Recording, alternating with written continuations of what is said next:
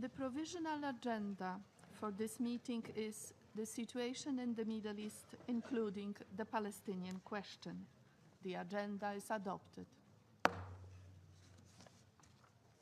In accordance with Rule 37 of the Council's Provisional Rules of Procedure, I invite the representative of Israel to participate in this meeting.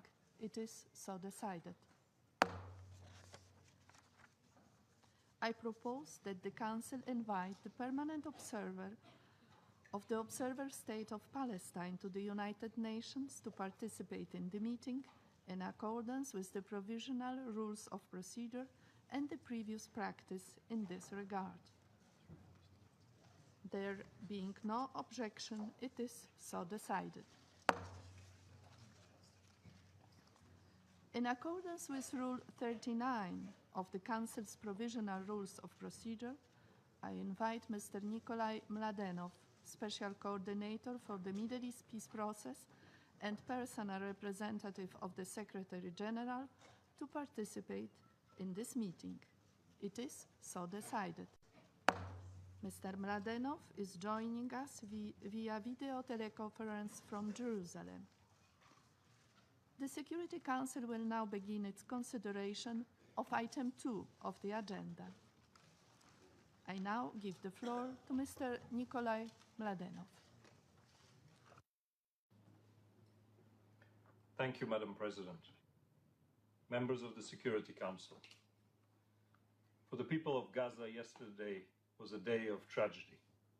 There are no other words with which to describe what actually happened. There is no justification for the killing. There is no excuse. It serves no one. It certainly does not serve the cause of peace. My heart weighs heavy today as I begin by expressing my condolences to the families of those killed yesterday and in the last 6 weeks of demonstrations in Gaza. Who can possibly find words to console the mother of a child that has been killed? Who? I call on all to join me today in condemning in the strongest possible terms the actions that have led to the loss of many lives in Gaza. Israel has a responsibility to calibrate its use of force, to not use lethal force except as a last resort under imminent threat of death or serious injury. It must protect its borders, but it must do so proportionally and investigate every incident that has led to a loss of human life. Hamas, which has controlled Gaza for over a decade, must not use the protests as cover to attempt to place bombs at the fence and create provocations. Its operatives must not hide among the demonstrators and risk the lives of civilians. Madam President, tens of thousands of people in Gaza have been protesting for over 6 weeks now.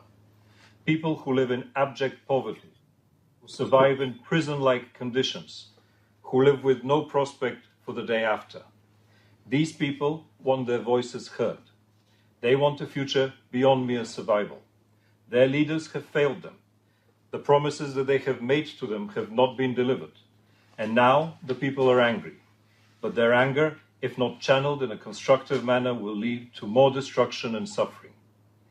Whatever we may think of their motivation, we have an obligation to hear their plight. They have lived through 3 devastating conflicts.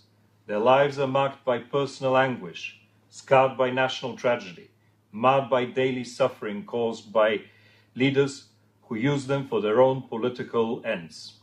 For 10 years, they have lived under the control of Hamas, separated from their families in the West Bank, isolated behind crippling Israeli closures.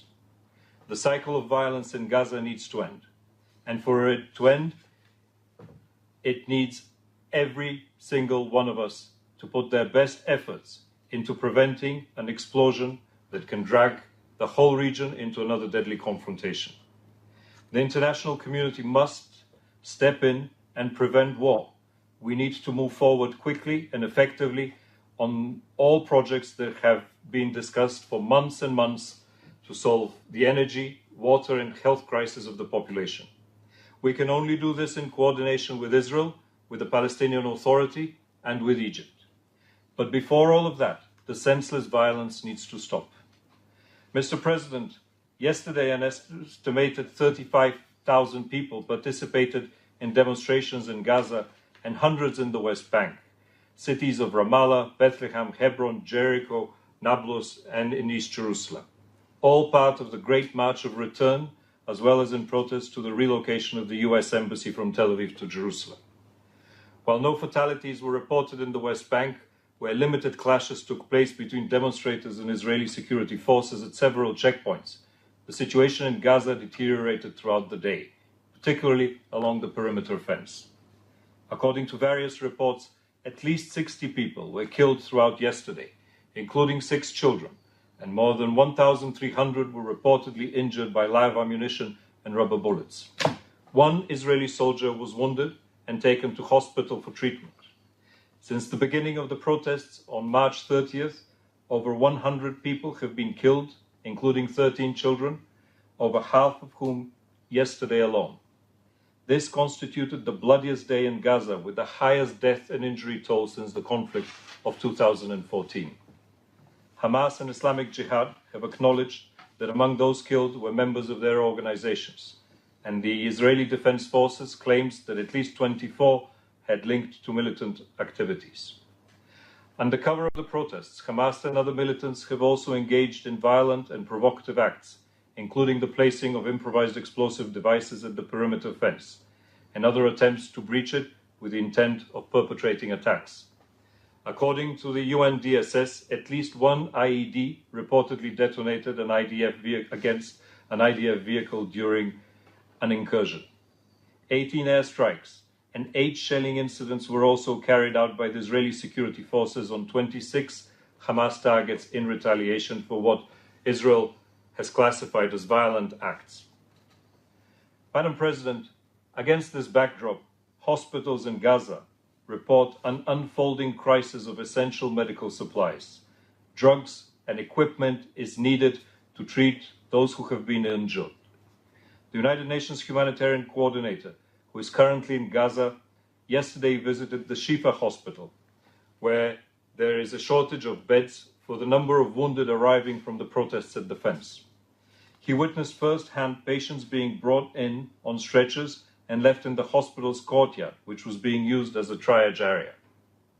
I appeal to Israel, to Egypt, to the Palestinian authorities to facilitate the exit from Gaza of the seriously wounded for medical treatment, and I welcome steps reportedly taken in this direction by Egypt. Madam President, I would like to take the opportunity to salute the bravery of the medical staff who continue to put their own lives at risk, such as those working for the Palestinian Red Crescent Society who have endured casualties of their own. I'm deeply saddened to note the death of another health worker yesterday during the demonstrations, and I reiterate the inviolability under international law of health facilities and medical personnel. Journalists have also been among those injured in yesterday's demonstrations. The dire humanitarian situation in Gaza, about which I have reported time and again in this chamber over the past year, has been compounded by the fact that the Palestinian Authority continues to withhold the payment of salaries to some 20,000 civil service employees in Gaza. To further complicate a dismal picture, on the 4th and on the 11th of May, demonstrators destroyed most of the facilities at the Gaza side of the Kerem Shalom crossing, the main point of entry for goods and materials into the Gaza Strip. Members of my team have conducted an initial assessment of the site, and I can report that the damage is extensive and will hinder deliveries of fuel and much-needed goods to Gaza for weeks ahead. As we speak, the United Nations is working with the Palestinian Authority and with Israel to bring in life-saving assistance, despite the destruction and the extensive damage to the crossing. Mr. President, whoever orchestrated that destruction shares in the responsibility of worsening the suffering of 2 million people in Gaza.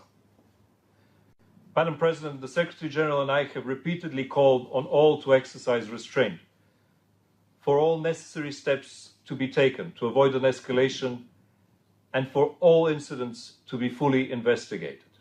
I have engaged with all sides to this effect.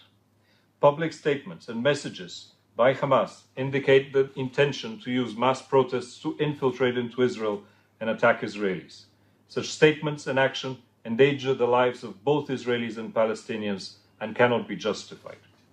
I wish to underline yet again that it is imperative that civilians, particularly children, not be targeted by anyone, use or not be used for cover of militant activity or be put in risk or in danger in any way.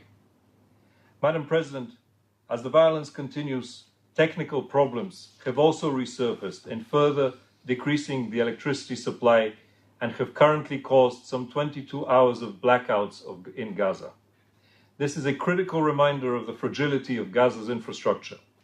Starting tomorrow, the United Nations, together with international partners, will need to focus and redouble efforts to implement projects that will have an immediate impact on improving the electricity, water and health situation as a matter of urgency. The developments in Gaza are a painful reminder, an extremely painful reminder of the devastating consequences of the continued absence of peace between Israelis and Palestinians. I would like to reiterate this message, particularly as Palestinians commemorate the Nakba Day, or the Day of the Catastrophe, by which they remember the displacement during the war of 1948-49, and as they continue to demonstrate in Gaza and the West Bank over the coming days. We must step up our efforts in support of a peaceful resolution to the conflict. We must collectively call on all to refrain from unilateral measures that only steer us away from a peace process and instead work to end the occupation and advance the goal of a just and sustainable peace, culminating ultimately in two states, Israel and Palestine, of which Gaza is an integral part, two states living side by side in peace, security, and prosperity. Thank you. I thank Mr. Mladenov for his briefing, and now I give the floor to the members of the Security Council. I give the floor to the representative of Kuwait. شكرا سيدة. Thank you, Madam President. At the outset, we'd like to thank you for your speedy response to our request to hold this emergency session. Moreover, we'd like to thank Mr. Nikolai Mladenov, the Special Coordinator for the Middle East Peace Process, for this important briefing today on the tragic events that have recently taken place in the occupied Palestinian territories, especially in the Gaza Strip. We would like to condemn in the strongest terms the massacre perpetrated by the Israeli occupation authorities yesterday, which have led over to the killing of 52 persons and thousands of wounds who have joined the martyrs that have fallen since the Palestinian question and tragedy began. And this is a part of the commemoration of the Nakba that has taken place 70 years ago. And these Israeli violations are simply a continuation of Israel's violations of international humanitarian law and international law and the Security Council resolutions. They would not have continued if the Security Council has taken a firm stand against them and called Israel to stop these practices. And here we would like to express our regret that the Security Council was unable to adopt the draft statement that the Kuwait has suggested yesterday, and which calls upon ending Israel's practices and conducting a transparent and independent investigation into the massacres perpetrated against the unarmed Palestinians and holding those responsible accountable. And in the Council's continued inability to take any measure in order to establish an investigative mechanism, then we will make a move in the General Assembly or in the Human Rights Council in order to guarantee that those perpetrating these acts are held accountable and do not live in impunity. And we would also like to submit suggestions to avoid the excessive use of force by the Israeli occupation authorities and the continued violence. And we call for taking measures that would guarantee offering international protection to the Palestinian people. And here we would like to confirm what has been stipulated by Resolution 605 and 904 by the Security Council in order to apply the Fourth Geneva Convention on what is happening in the occupied Palestinian territories and the need to offer international protection to the unarmed Palestinian people. Madam President, we express our deep concern over the unilateral measures that Israel, the occupying authority, is undertaking. And these aim to change facts on the ground in the occupied territories, the most prominent of which is the continued settlement activity and the expansion of existing settlements, which are illegal and illegitimate measures that are a clear violation of Security Council resolutions, international law, and especially Resolution 2334.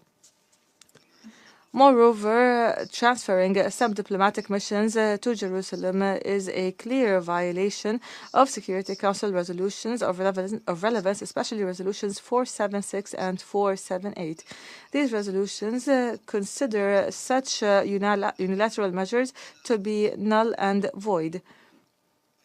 We would like to confirm that such measures that violate international law only serve to undermine efforts to achieve peace, deepen tensions, and cause an enraged anger, as well as push the region towards more violence, chaos, and instability. The state of Kuwait supports Palestinian demands in order to activate some international mechanisms that currently exist, such as the International Quartet, by expanding its membership to include other regional elements, provided that it remains under the aegis of the United Nations as a sponsor of the peace process. Moreover, we support all legal and peaceful measures taken by the sisterly state of Palestine at the national and international levels in order to entrench and enhance its sovereignty over Al-Quds al-Sharif and the occupied Palestinian territories. We also confirm that the peace required must start with an end to Israeli occupation that is about to complete its 51st year in a few days. And this must be based on international legitimacy resolutions, as well as the Land for Peace principle and the roadmap and the Arab Peace Initiative that was adopted by all Arab states at the Beirut Summit in the year 2002. And this must be based on Israel's withdrawal from all Palestinian, Syrian, and Lebanese territories occupied, and until the June 1967 borders. And it must also deal with all final status solutions and must lead to the enjoyment of the Palestinian people of all their political legitimate rights, including the right to self-determination, and establishing an independent state with East Jerusalem as their capital. The Palestinian people are looking to the United Nations and the Security Council to activate what this organization has taken upon itself in order to achieve the maintenance of international peace and security. Here, we would like to renew our full solidarity with the sisterly Palestinian people in order to defend their just cause and their legitimate rights, including their historic and firm rights in Jerusalem, which have been guaranteed by the relevant international resolutions. We confirm that East Jerusalem is the capital of the State of Palestine. We call on countries to recognize the State of Palestine and occupied East Jerusalem as its capital. I thank you, Madam President. I thank the representative of Kuwait for his statement, and now I give the floor to the representative of United States. Thank you, Madam President. Today's session was called to discuss the issue of violence in the Middle East. We are all concerned about violence in the Middle East. The United States deplores the loss of human life. But there is a lot of violence throughout the region, and I will note that the double standard is all too common in this chamber and working overtime today. Last week, Iranian forces attacked Israeli positions on the Golan Heights by launching rockets from Syria. This was a reckless provocation and escalation that must be stopped. It is an example of regional violence that should occupy our attention here in the Security Council. Also last week, Iranian proxy forces in Yemen launched missiles into Saudi Arabia. It was not the first time they have done it. This, too, is regional violence that should occupy our attention here in the Security Council. In recent days, Hamas terrorists, backed by Iran, have incited attacks against Israeli security forces and infrastructure. That is violence that should occupy our attention, too. The common thread in all of this is the destabilizing conduct of the Iranian regime, a regime that insists on promoting violence throughout the Middle East while depriving its own people of basic human rights. The United States welcomes a discussion of this violence in the Middle East. We welcome discussing the ways we can cooperate with each other to put an end to this violence. There is far too little discussion in the Security Council on Iran's destabilizing presence in Syria its promotion of violence in Yemen, its support for terrorism in Gaza, and its dangerous and illegal weapons buildup in Lebanon. However, in the minds of some, today's meeting was not called to discuss any of those examples of violence in the Middle East. Today's meeting was called to discuss the violence that some suggest was connected with yesterday's opening of the United States Embassy in Jerusalem. For some people, the embassy opening is said to be a reason to engage in violence. How is that justified? As our president said when he announced the decision in December, the location of our embassy has no bearing on the specific boundaries of Israeli sovereignty in Jerusalem or the resolution of contested borders. It has no bearing on Jerusalem's holy sites. It does not prejudge whatever the parties might negotiate in a peace agreement. It does not undermine the prospects for peace in any way. And yet, for some, this is supposedly a cause for violence. But let's remember that the Hamas terrorist organization has been inciting violence for years, long before the United States decided to move our embassy. In recent days, multiple news organizations have documented the Hamas incitement in Gaza. They have reported that Hamas maps and social media show the fastest routes to reach Israeli communities in case demonstrators make it through the security fence. They have reported on Hamas messages over loudspeakers that urge demonstrators to burst through the fence, falsely claiming Israeli soldiers were fleeing, when in fact they were not. The same loudspeakers are used by Hamas to urge the crowds to, quote, get closer to the security fence. Hamas has attacked the Karem Shalom crossing, the biggest entry point in Gaza for fuel, food, and medical supplies. This is how determined they are to make the lives of the Palestinian people miserable. They light Molotov cocktails attached to kites on fire and attempt to fly them into Israel to cause as much destruction as possible. When asked yesterday why he put a swastika on his burning kite, the terrorist responded, quote, "The Jews go crazy when you mention Hitler," unquote. This is what is endangering the people of Gaza. Make no mistake, Hamas is pleased with the results from yesterday. I asked my colleagues here in the Security Council, who among us would accept this type of activity on your border? No one would. No country in this chamber would act with more restraint than Israel has. In fact, the records of several countries here today suggest they would be much less restrained. Those who suggest that the Gaza violence has anything to do with the location of the American embassy are sorely mistaken. Rather, the violence comes from those who reject the existence of the State of Israel in any location. Such a motivation, the destruction of a United Nations member state, is so illegitimate as to not be worth our time in the Security Council, other than the time it takes to denounce it. Yesterday's opening of our embassy in Jerusalem is a cause for celebration for the American people. Moving the U.S. Embassy to Jerusalem was the right thing to do. It reflects the will of the American people. It reflects our sovereign right to decide the location of our embassy, a right that everyone in this room claims for their own country. Importantly, moving our embassy to Jerusalem also reflects the reality that Jerusalem is the capital of Israel. It has served as Israel's capital since the founding of the state. It is the ancient capital of the Jewish people. There is no plausible peace agreement under which Jerusalem would no longer remain the capital of Israel. Recognizing this reality makes peace more achievable, not less. The United States is prepared to support peace negotiations and a peace agreement in every way.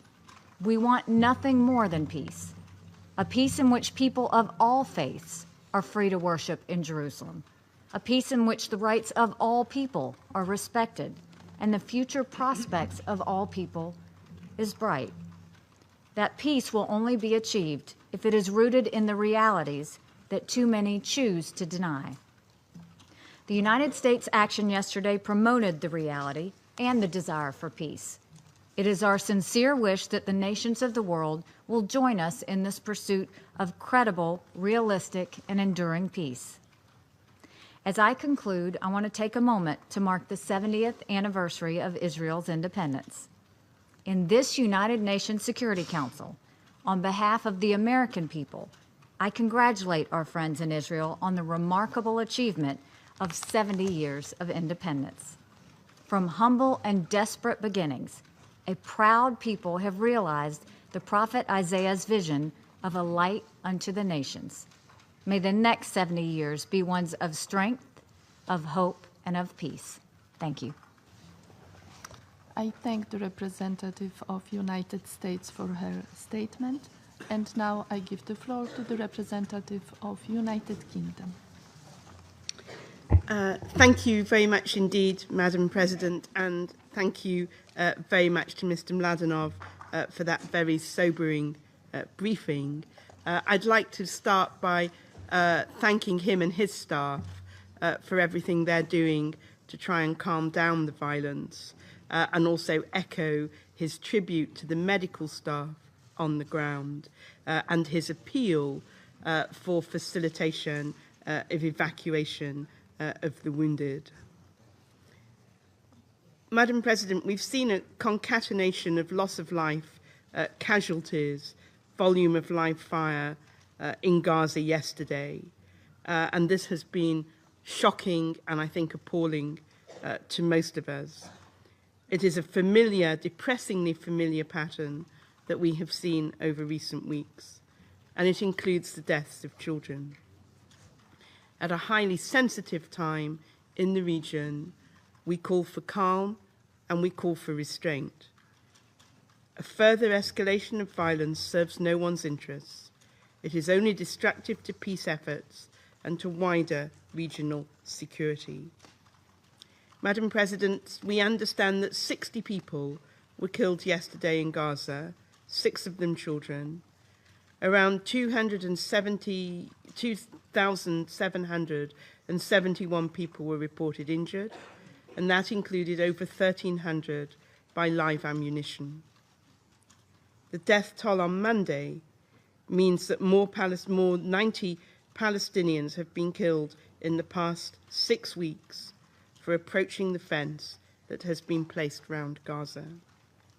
There is an urgent need, we believe, to establish the facts around yesterday's events, including why such a volume of live fire continues to be deemed justified. The Palestinian right to peaceful protest is undeniable, but at the same time, we are deeply concerned that peaceful protests in Gaza are being exploited by extremist elements. For example, we've seen IDF troops targeted by IEDs, and we've seen the use of Molotov cocktails. This is not acceptable. The Palestinians have a right to peaceful protest, and Israel has an undeniable right to protect its borders from Hamas and other terrorist groups and threats. The United Kingdom remains strongly supportive of Israel's right to defend itself. We recognise today as a sensitive anniversary for the Palestinians. We implore Israel to act with restraint in accordance with international law, and more than anything, to ensure that its security forces do not resort to the use of excessive force. The volume of live fire used in Gaza yesterday and the consequent number of deaths is distressing and cannot be ignored by the Council. I want to reiterate the United Kingdom's support for independent and transparent investigations into the events that have taken place and in recent weeks, and including the extent to which Israeli security forces' rules of engagement are in line with international law. The death toll alone warrants such a comprehensive inquiry, and we continue to urge that the findings of these investigations be made public, and if wrongdoing is found, that those responsible be held to account. Madam President, our position on the status of Jerusalem and the move of the American embassy is well known. Our position is clear and long-standing. It should be the status of Jerusalem should be determined in a negotiated settlement between the Israelis and the Palestinians, and Jerusalem should ultimately be the shared capital of the Israeli and Palestinian states. We need to look forward and we need to work urgently towards a resolution of the long-standing issues between Israel and the Palestinian people. Like this Council, the United Kingdom is committed to a two-state solution with Jerusalem as a shared capital and to achieving peace and stability in the wider region. We see negotiations towards a two-state solution as the best way to end the occupation and to meet the national aspirations of the Jewish and Palestinian peoples. But now more than ever, Madam President, we need a political process that delivers a two-state solution. We agree with the envoy that the situation in Gaza is desperate and deteriorating, and that the international community must step up its efforts. To that end, Madam President, I'd like to close by making a request of the UN Special Coordinator for the Middle East peace process that he and his office bring forward proposals to address the situation in Gaza. These should include easing restrictions on access and movement, and it should include international support for urgent infrastructure and economic development projects. We also reiterate our support for the Egyptian-led reconciliation process and the return of the Palestinian Authority to full administration of the Gaza Strip. Thank you. I thank the representative of the United Kingdom for her statement, and now I give the floor to the representative of plurinational state of Bolivia. Muchas gracias, señora presidenta. Thank you very much, Madam President. My delegation wishes to thank you for having convened this meeting, and also the delegation of Kuwait for having called for it to be convened. Laila Anwar Al-Gandor, 8 months old. Els Ilbin Muhammad Al-Samak, 14 years old. Misal Fahd El-Sad El-Sheikh Khalid, 15 years old. Ahmed Adel Musa Al-Shahed, 16 years old. Sahed Mohammed Abu Al-Ked, 16 years old. Ibrahim Ahmed Al-Saka, 18 years old. Iman Ali Sadiq Al-Sheikh, 19 years old. Saeed Mohammed Hassan Ahmad, 19 years old. Matasen Fasi Abu Luli, 20 years old. Anas Hamdam Salim Kader, 21 years old. These are the 10 first people on the list of those who were killed by the security forces of the occupying power yesterday in Gaza. Today we had a minute of silence to recall the victims. But I think that minute of silence, too, also recalls the inoperative nature of the Security Council, that this Security Council, not just in recent years, but in recent decades, has failed the Palestinian people. And so, as a member of the Security Council, in the presence of my brother, the Ambassador of Palestine, with us today, and through him, I wish to ask for forgiveness and say how sorry I am to the 6 million of Palestinian refugees who've lost their homes and today live in camps far from the lands that saw their birth. I am sorry that for 70 years, the promise of the creation of a state of Palestine has not been fulfilled. I'm sorry for the more than 50 years of occupation and the continued increase of Israeli settlements in occupied Palestinian territory. The international community has failed you.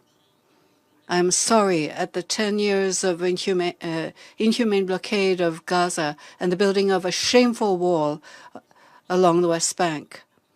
I'm sorry that there are Israeli checkpoints that they must pass through daily to go to work. The international community has failed you. I wish to ask for forgiveness from the over 97 Palestinian men and women, 12 of whom were children, who lost their lives in the last 6 weeks since the Great March of Return began. The international community, this Security Council, has failed you. I wish to ask forgiveness and say I'm sorry to the over 12,000 Palestinian men, women, older people, and children who were injured by the Israeli aggression. Over 3,500 of whom were injured in various degrees by live munition, leading to permanent disability. The international community has failed you. I wish to say I am sorry to the more than 300 girls and boys held in Israeli prisons or detention centers, some subject to military courts, others simply under administrative detention. The international community has failed you. I wish to say I am sorry to the 169 health workers who were wounded while they provided emergency services to the Palestinians along the fence separating Israel from Gaza. They, too, have been failed by the international community. I wish to say I'm sorry because there were 18 ambulances damaged in recent weeks, hospitals and health centers in Gaza which have collapsed without enough fuel, water, and electric supplies to operate. I wish to say I'm sorry because of the 4 hours of electricity provided per day. The international community has failed them.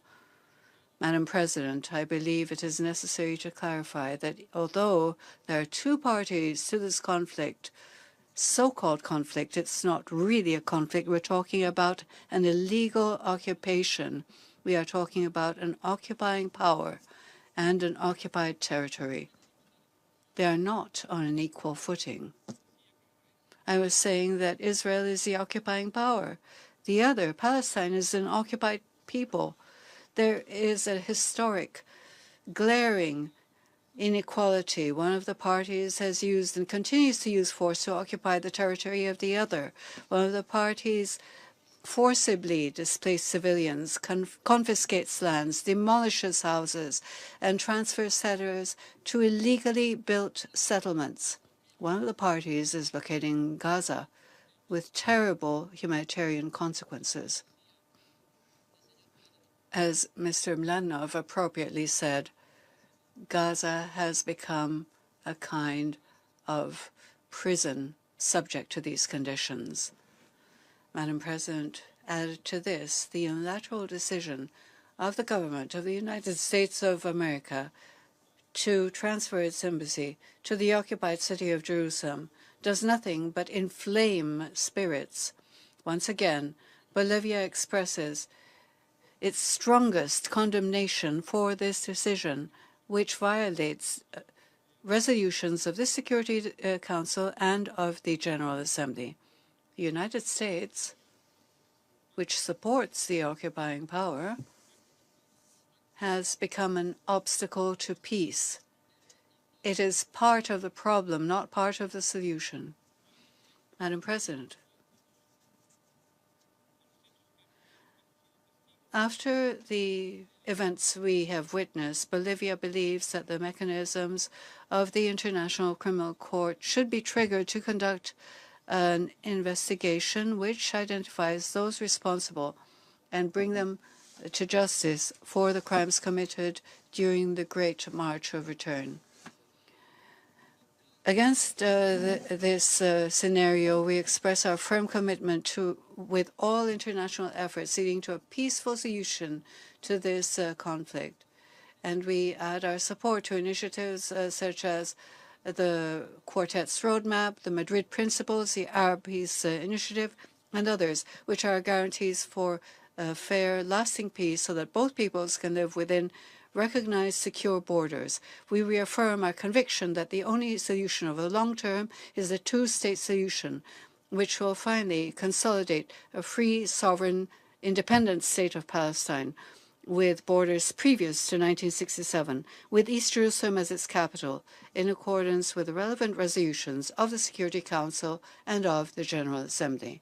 To conclude, Madam President, we have heard mention of Iran over and over again, We have heard Hamas, Hamas, Hamas over and over again.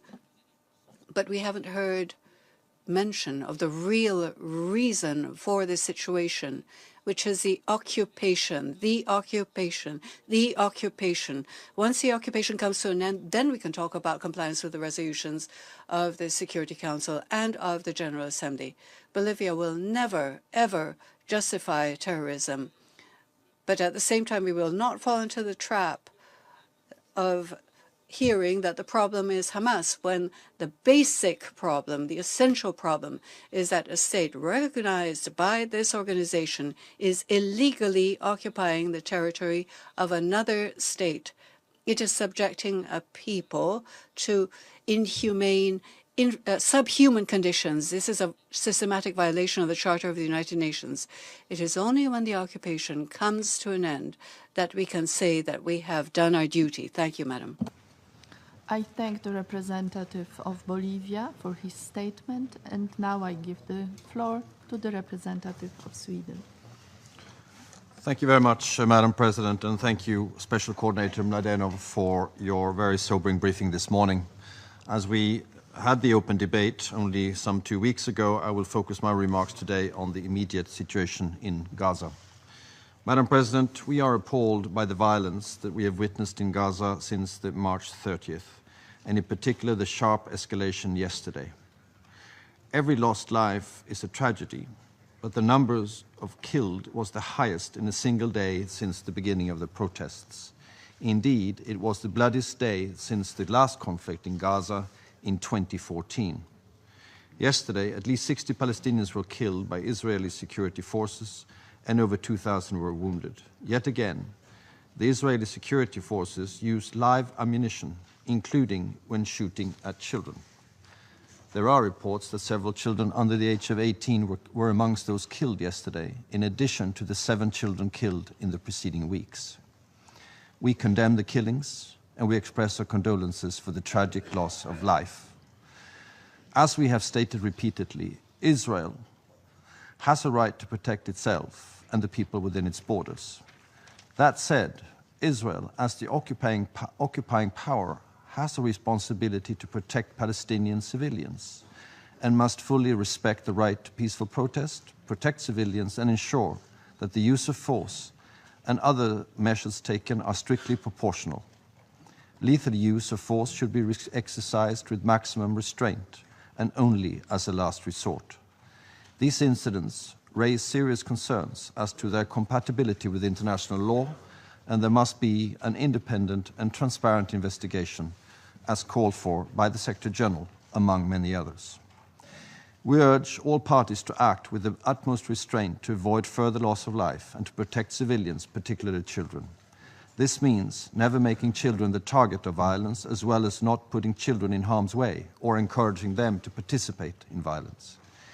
We urge the Israeli security forces to refrain from the use of force against unarmed civilian protesters and representatives of the media. We also call on Hamas and those organizing the demonstrations to avoid any provocations and ensure that protests remain non-violent and peaceful. In addition, we must not forget that the people of Gaza have lived in intolerable conditions for far too long, in a humanitarian situation that is now deteriorating even further. To tackle this situation and to enable Gaza to recover, movement and access restrictions must be eased. We support the proposal just made by the UK on the need to come forward with concrete ideas in this regard. Madam President, during these days, Israelis and Palestinians commemorate defining moments in their history that serve as important reference points for both peoples. The position of Sweden and the whole European Union on the status of Jerusalem as a final status issue is clear and will not change. All 3 Abrahamic religions, Judaism, Islam, and Christianity, have strong bonds to Jerusalem that must be preserved. A way must be found through negotiations to resolve the status of Jerusalem as the future capital of both states, in line with relevant UN resolutions.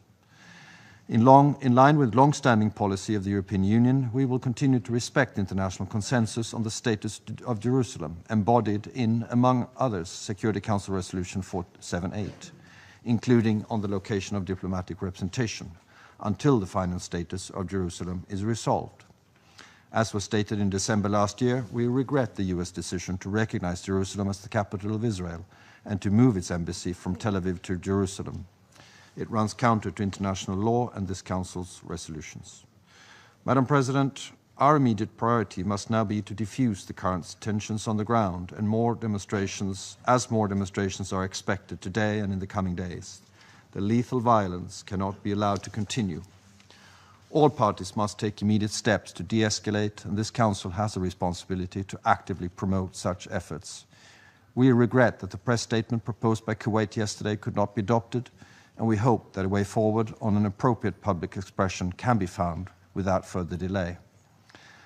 There is unanimity around this table, I believe, in calls for restraint, for de-escalation, to break the cycle of violence, relieving the dire situation in Gaza, and for resumed serious negotiations towards peace.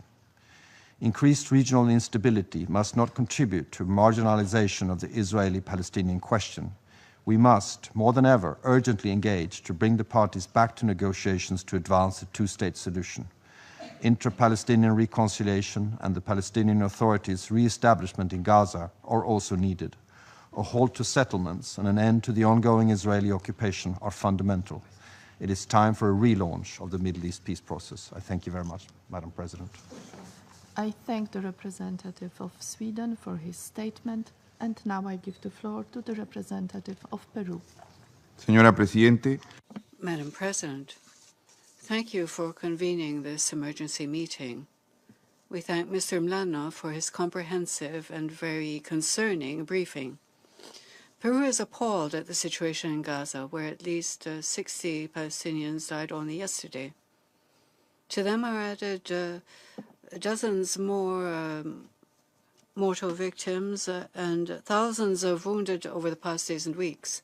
We note with particular sorrow that many of the victims are minors. These are unacceptable actions. They go against the minimum standards of coexistence, the development of international law, of international humanitarian law, and of human rights. They increase instability in the Middle East. Peru believes that the acts of violence that took place yesterday and in recent weeks, because of their scope and effects on human lives, should be subjected to an exhaustive, transparent, independent investigation, which will determine the facts and the responsibilities. There should be a specific setting of the degree of compliance with the principles of proportionality, precaution, and legality by the Israeli authorities and troops to the degree that they maintain that they are acting in legitimate self-defense. It should also be specified if on the Palestinian side there were acts of violence and incitement beyond the exercise of the rights and freedoms of association and expression. We agree with Secretary General Antonio Guterres about the need for Israel to calibrate the use of force and to minimize the use of live ammunition. Lethal force should be used only as a last recourse under the imminent threat of death or severe injury. Likewise, in line with the statement of the Secretary General, we believe that Hamas and the leaders of the Gaza demonstrations should keep the demonstrators away from the Israeli fence and avoid all violent actions, provocations, and attempts to breach the fence. We should also stress once again that any assessment of the violence in Gaza should promote appropriate care, the appropriate response, rather, to its root causes, particularly the tragic humanitarian situation of its population. If this is not the case, the consistent scarcity of goods and basic services, as well as the shutting in of millions of Palestinians, will continue to create an ideal scenario for those who promote violence and extremism. Peru believes that the deplorable events that bring us together are once again a proof of the deep progressive deterioration of the political and humanitarian conditions underlying the Palestinian question, as well as the lack of prospects for a definite solution. In this fragile environment, we note with concern that unilateral decisions and actions adopted around the city of Jerusalem may degrade into a greater escalation of violence. We should recall that the final status of Jerusalem must be directly negotiated between the parties. Once again, we call on political authorities and leaders, as well as religious and social ones, both on the Palestinian and Israeli side, to act with moderation and encourage the establishment of a high-level dialogue leading their respective people and the Middle East towards a sustainable peace. Once again, we affirm our call on the parties to resume direct negotiations with a view to reaching a definite solution to this conflict on the basis of the relevant resolutions of the United Nations of two states living in peace side by side within mutually and internationally recognized borders. We conclude, Madam, by indicating that it is urgent for the Council to be united, not only on the resolutions adopted and the responsibilities assigned to it by the Charter for International Peace and Security, but because of a moral obligation to defend life above anything else. Thank you. I thank the representative of Peru for his statement, and now I give the floor to the representative of Equatorial Guinea. Muchas gracias, señora. Thank you, Madam President. My delegation wishes to thank Kuwait, first of all, for this emergency meeting on the Middle East, especially on the severity of the recent events between Israel and the Gaza Strip. We also thank the President for having convened us in such a timely fashion. We are also grateful to Mr. Nikolai Mladenov for his brief, clear, and comprehensive briefing. Madam President, we have all witnessed the bloody events yesterday in the Gaza Strip. They were streamed on news channels throughout the world. It is estimated that over 50 people have lost their lives, including children, that there are more than 2,500 Palestinian women, 1,300 of them because of the shooting of the Israeli containment force. All of this added to the death and damage which took place since the beginning of the Great March of Return last March, jeopardizes any hope of peace, security, and stability in Gaza. My delegation deplores these deaths, and we call on the international community to do its utmost to remedy this situation. As we said at the previous emergency meeting on the 30th of March, the Republic of Equatorial Guinea calls on the parties to refrain from any act which could lead to violence. Violence should cease immediately on both sides, and each party should comply with international law as established in the various resolutions of the United Nations. Madam President, these incidents not only heighten existing tensions, they also worsen the socio-economic and humanitarian instability which the population of Gaza has been experiencing for many years now. This is clear in the request for emergency medical equipment to neighboring Egypt and the possibility of transferring the wounded. Equatorial Guinea believes that the historic demands of the Palestinians are fair in accordance with the various pronouncements of the African Union in this regard. We also believe that Israel has the right to live in peace and security. Israel must recognize, likewise, that they cannot deny that just as the right of Israel to exist cannot be denied, that of Palestine to exist cannot be denied either. It is only in this way that two independent states can exist, with Jerusalem being shared as a capital. Thus, both parties must comply with international legality. When we deal with the Palestinian question, we cannot overlook the important role that countries with political influence can play in the Middle East. They must play a prominent role as arbiters and mediators between the warring parties. On the basis of compliance with the solutions that have been put forward by this high organization, in which we all trust to prevent and resolve conflicts in the world. Thank you. The representative of Equatorial Guinea for her statement, and now I give the floor to the representative of France.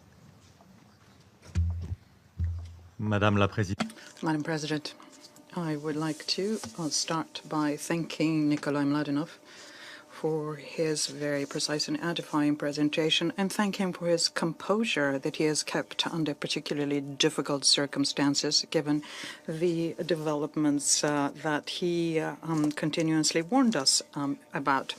The days of yesterday and today are the highest point of the month and a half of violence and repression by the Israeli forces against the Palestinian protests in Gaza. The warnings issued since the end of March, and this council in particular France, were not heeded. The escalation on the ground has followed its inevitable course and resulted yesterday in the tragic figures of 60 protesters killed in one day, which brings to about 100 the number of Palestinian protests killed by the Israelis in about a month and a half. This figure is tragic in and of itself. The first point I want to do is the current situation in Gaza, and it's a new tragic illustration of the human consequences of the impasse in the Israeli-Palestinian conflict, and a consequence also of the absence of any kind of a political prospect. We have been saying this for years. The reality in Gaza is not tenable.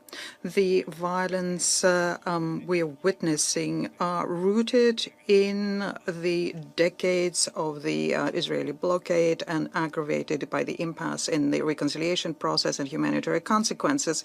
The manifestations of last week, supported by Hamas, are rooted in these following situations. There's an absence of any kind of a political prospect, as I said, on the peace process with Israel, and as well as on inter-Palestinian reconciliation, an absence of any kind of a political future, which is maintained by the land, air, and sea blockade, and with the unemployment rate, which is one of the highest in the world, about 40%, and the wealth by each habitat, which is lower than they had about 25 years ago.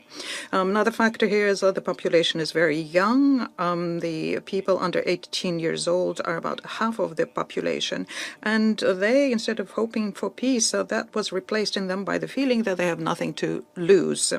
This tragedy cannot be disassociated from the despair amongst the people of Gaza, and that is why, above and beyond the de-escalation, which is an immediate imperative, above and beyond the humanitarian response, it is absolutely indispensable to work towards a sustainable solution for Gaza within the broader prospect of two states. And that is why we invite Nikolai Mladenov to engage in this kind of a substantive work in the Gaza Strip. The second point I want to make, Madam President, is this. The result of the repression of the daily protest, which have been going on since the 30th of March, is dramatic. Yesterday, another threshold has been breached, which could create a point of no return and a cycle of violence beyond all control. Since the 30th of March, about 99 people, out of whom six minors were killed when they were protesting along the separation barrier in Gaza. And this is directly related to the response, which is inadequate and disproportionate response by the Israeli security forces. The President Macron clearly condemned yesterday, he condemned the violence of the Israeli armed forces. And all possible light should be shed on these tragic events. We would like to recall here the request made by the Secretary General to have an independent and transparent investigation of this. In the immediate future, two conditions have to be imposed in order to put an end to this cycle, which could continue today with the demonstration links to the commemoration of the 70 years of exile by the Palestinians since 1948. First, the respect of international humanitarian law, which fully applies to the Gaza Strip, in particular, the must imperative to protect the civilians. On the other hand, the respect of human rights, and in particular, the right to peacefully protest. It is within this framework that Israeli measures to protect their security need to be contained. This is a legitimate concern, and we share it. We would like to call on Israeli authorities to be discerning, show restraint and not to use force disproportionately. Israel has the rule of law and therefore needs to apply the rules of engagement which are in line with international standards when it comes to maintaining order, in line with its international obligations. We condemn the indiscriminate firing against protesters, which was something that was systematic in the course of the last weeks, in particular yesterday. Nothing can justify this. The use of lethal weapons should be excluded when dealing with disarmed protesters who do not represent a grave and imminent danger. This was also a message conveyed by several NGOs, Israeli and Palestinian both. They underlined that they underscore the seriousness of the bullet wounds on protests. So this was outside of any kind of a security need. They also underscore that the medical infrastructure has reached a breaking point in Gaza. In parallel, we call on the protesters to abstain from any kind of excessive violence, and we warn those, and first and foremost Hamas, who would try to instrumentalize the protests or use them in order to undermine the security of Israel along the security barrier. France, as you know, will never be tolerant of undermining Israeli security. In the Gaza Strip, but also in the West Bank and in Jerusalem, the danger that the situation it escapes all control and deteriorates is very high, and this is in the regional context, which is very tense. In particular, on the northern border of Israel, everyone has to show restraint and responsibility, and first and foremost, the Palestinian and Israeli leaders in their respective statements. Madam President, it's also up to the Security Council to speak with a very strong voice in order to contribute towards stopping the escalation underway. This is a fundamental point. The silence of the Council since the beginning of the crisis is becoming less and less understandable. Since yesterday, it has created a dangerous void, and the silence has to be replaced without delay by a very clear public expression. And France is ready to work on that in a constructive spirit together with its partners. Madam President, the Security Council cannot be prevented from speaking on such a grave topic.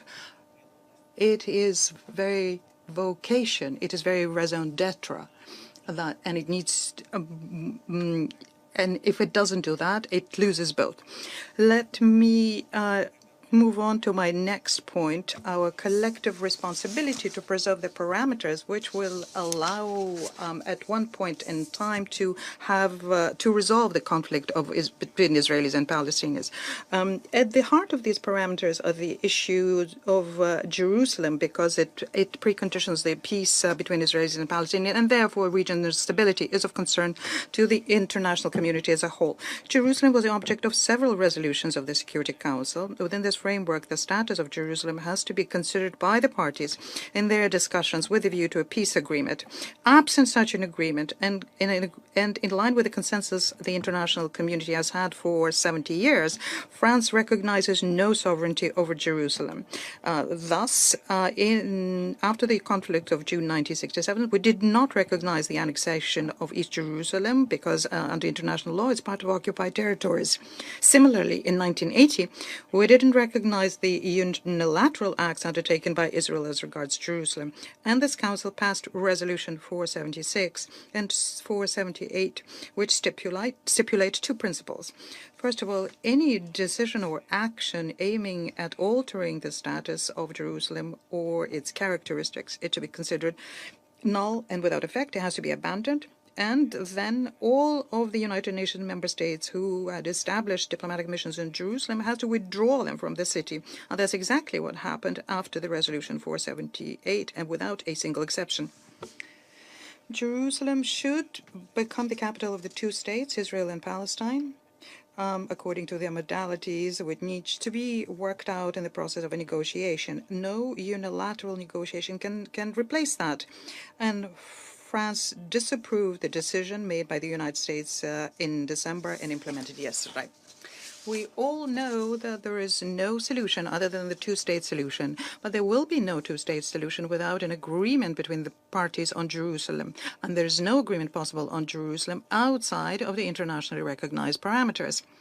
Going outside of this framework means feeding the tensions and the violence because of this symbolic, historic and religious importance Jerusalem has for the Palestinians and for the Israelis. It is also opening a space into which all kinds of radicals in the region will rush in. They would be interested in transforming this political conflict into a religious one. Madam President, France cannot see for once again seeing that Jerusalem and the Palestinian territory, starting with the Gaza Strip, descend into chaos. And the President Macron yesterday had a conversation with the King of Jordan, the guardian of the holy sites in Jerusalem, and the President Abbas. And today he will be speaking with the Israeli Prime Minister Benjamin Netanyahu. Within the symbolic and historic context of these commemorative days, which are of essential importance both for the Palestinians and for the Israelis, we call each parties to exercise restraint, easement, and to avoid escalation. We call for the resumption of dialogue and negotiations within which the international community has shouldered its true responsibility in order to accompany the parties and ensure results.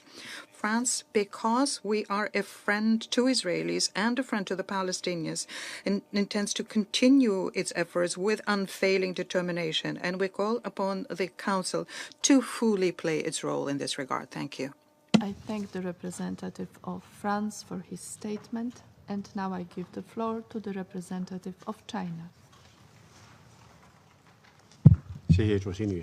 Madam President, thank you. Madam President, China supports Kuwait's request to convene today's emergency open meeting on the Middle East. And I would also like to thank the UN Special Coordinator for the Middle East Peace Process, Mr. Mladenov, for his briefing to the Council. Recently, there have been protests and demonstrations in Gaza, and in connection with this, Israel used force, which has caused heavy casualties among Palestinian civilians, including many women and children. We express serious concern at this development. We oppose any violent actions that target civilians, and we call upon both Israel and Palestine, and in particular the Israeli sides, to exercise restraint to avoid further escalation of the tense situation. We express our condolences and sincere sympathy to the victims and their families. And we urge that an objective and impartial investigation be undertaken to bring clarity to what happened. China has consistently advocated that the dispute between Palestine and Israel be settled through peaceful negotiations. China opposes any measures that will aggravate this tension and cause casualties among innocent civilians. We urge the parties concerned to stop violence and abusive use of force, and in particular, to stop actions that target civilians.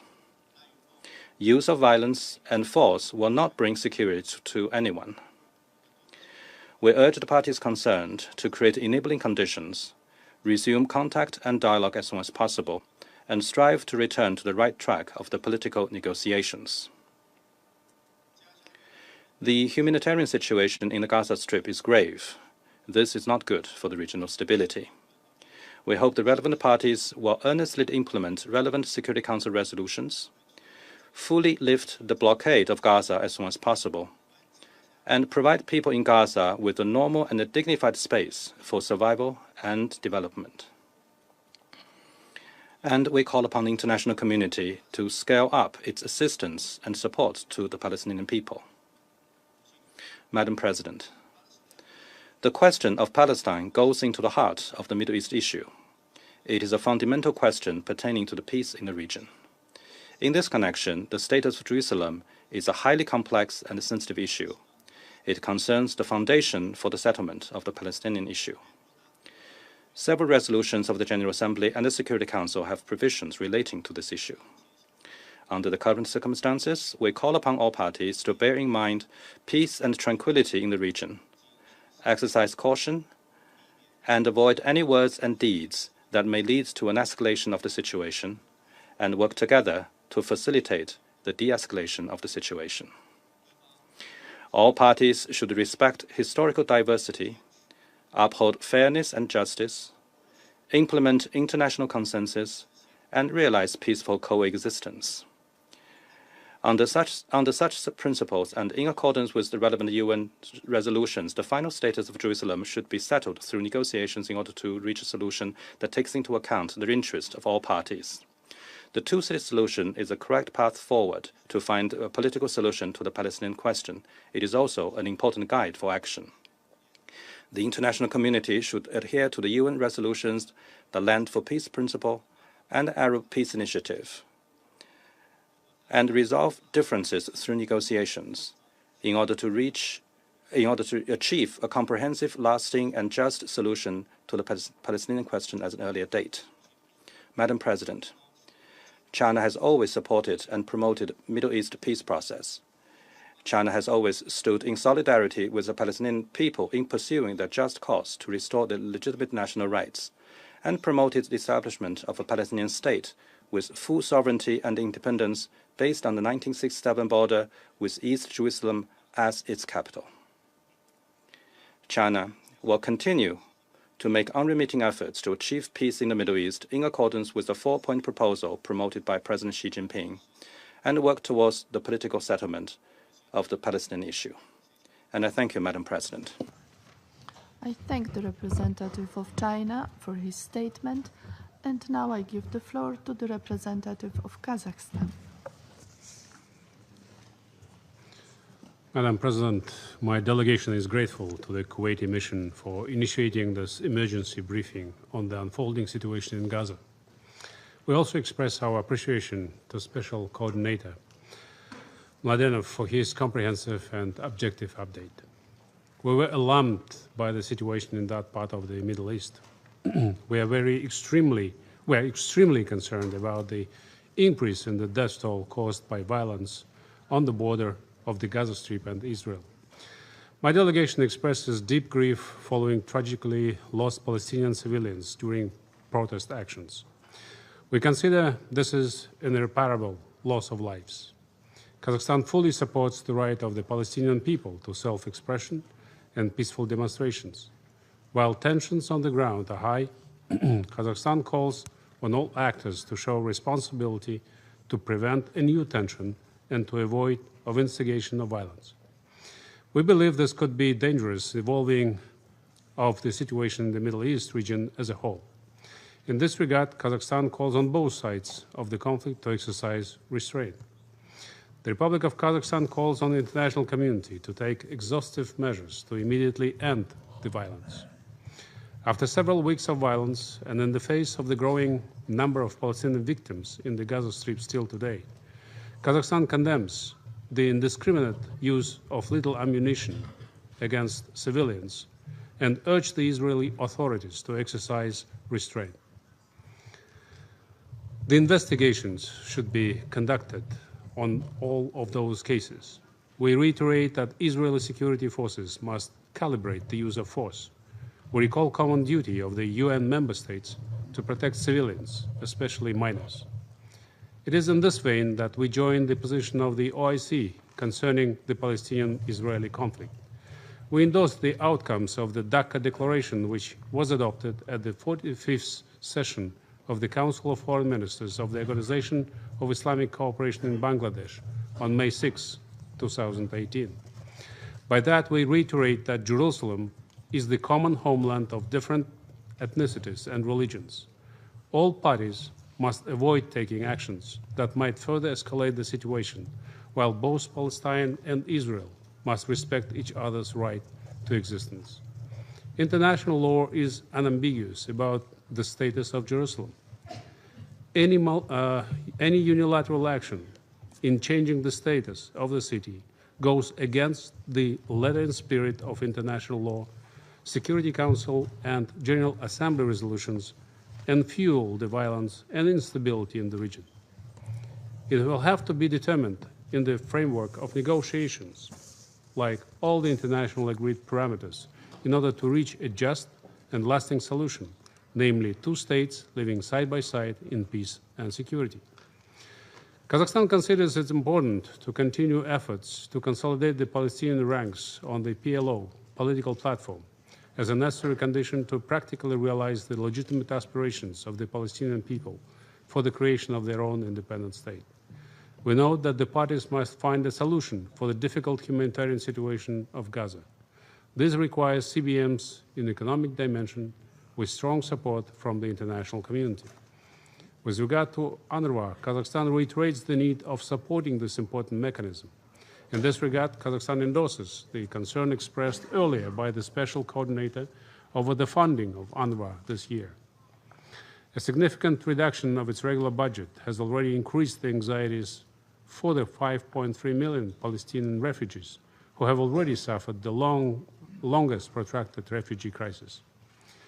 Lastly, reaffirming the commitment to the decisions and resolutions of the Security Council and the General Assembly, the Republic of Kazakhstan has consistently supported the early, complete, and comprehensive settlement of the situation in the Middle East within the framework of peaceful political progress.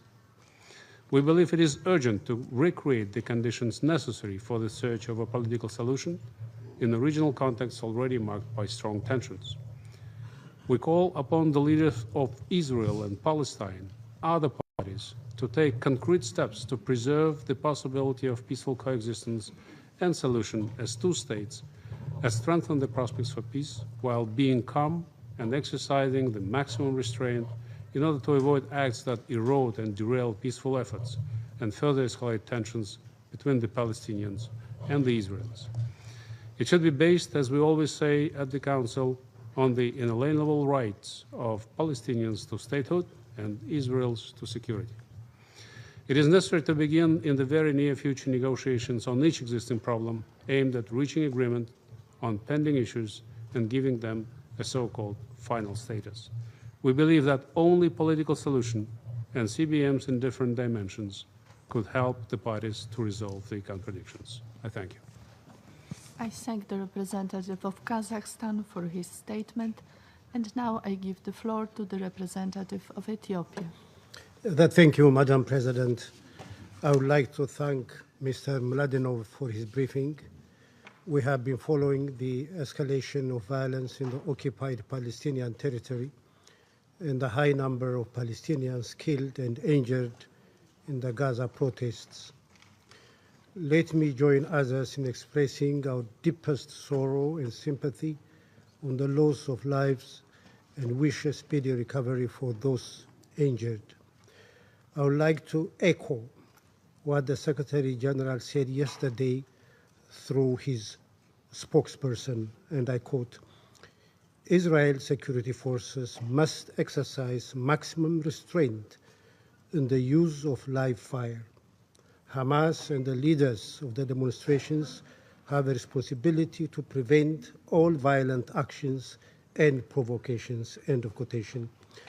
Madam President, we are also having this meeting against the backdrop of an ongoing discontent from Palestinians in the region over the latest developments surrounding the issue of the city of Jerusalem. Of course, we have expressed our position on this issue unequivocally, and this is in line with the African Union position, which Chairperson Moussa Faki reiterated yesterday. We believe the Jerusalem issue is a final status issue that must be resolved through direct negotiations between the 2 parties on the basis of the relevant Security Council and General Assembly resolutions, taking into account the legitimate concerns of both the Palestinian and Israeli sides. All this makes it self-evident that unless the peace process is advanced and the underlying problems are solved peacefully, the tragedy at hand would only happen again and again, but eventually getting to the point of no return. That's where we seem to be headed. The situation is that grave, and even much worse violence is becoming more and more imminent. That is embedded in the very logic of the situation. That's why preserving the possibility of finding a solution through the two-state formula is absolutely critical and cannot be avoided. There is no other viable option.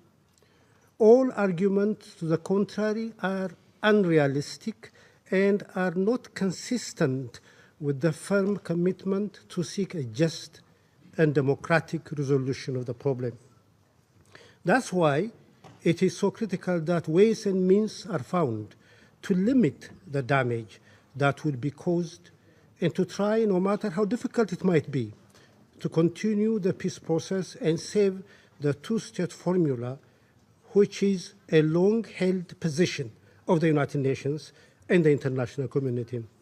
But there is no denying the fact that the formula is fast approaching to being unviable, a situation from which no one would benefit, both in achieving greater security or promoting national aspirations.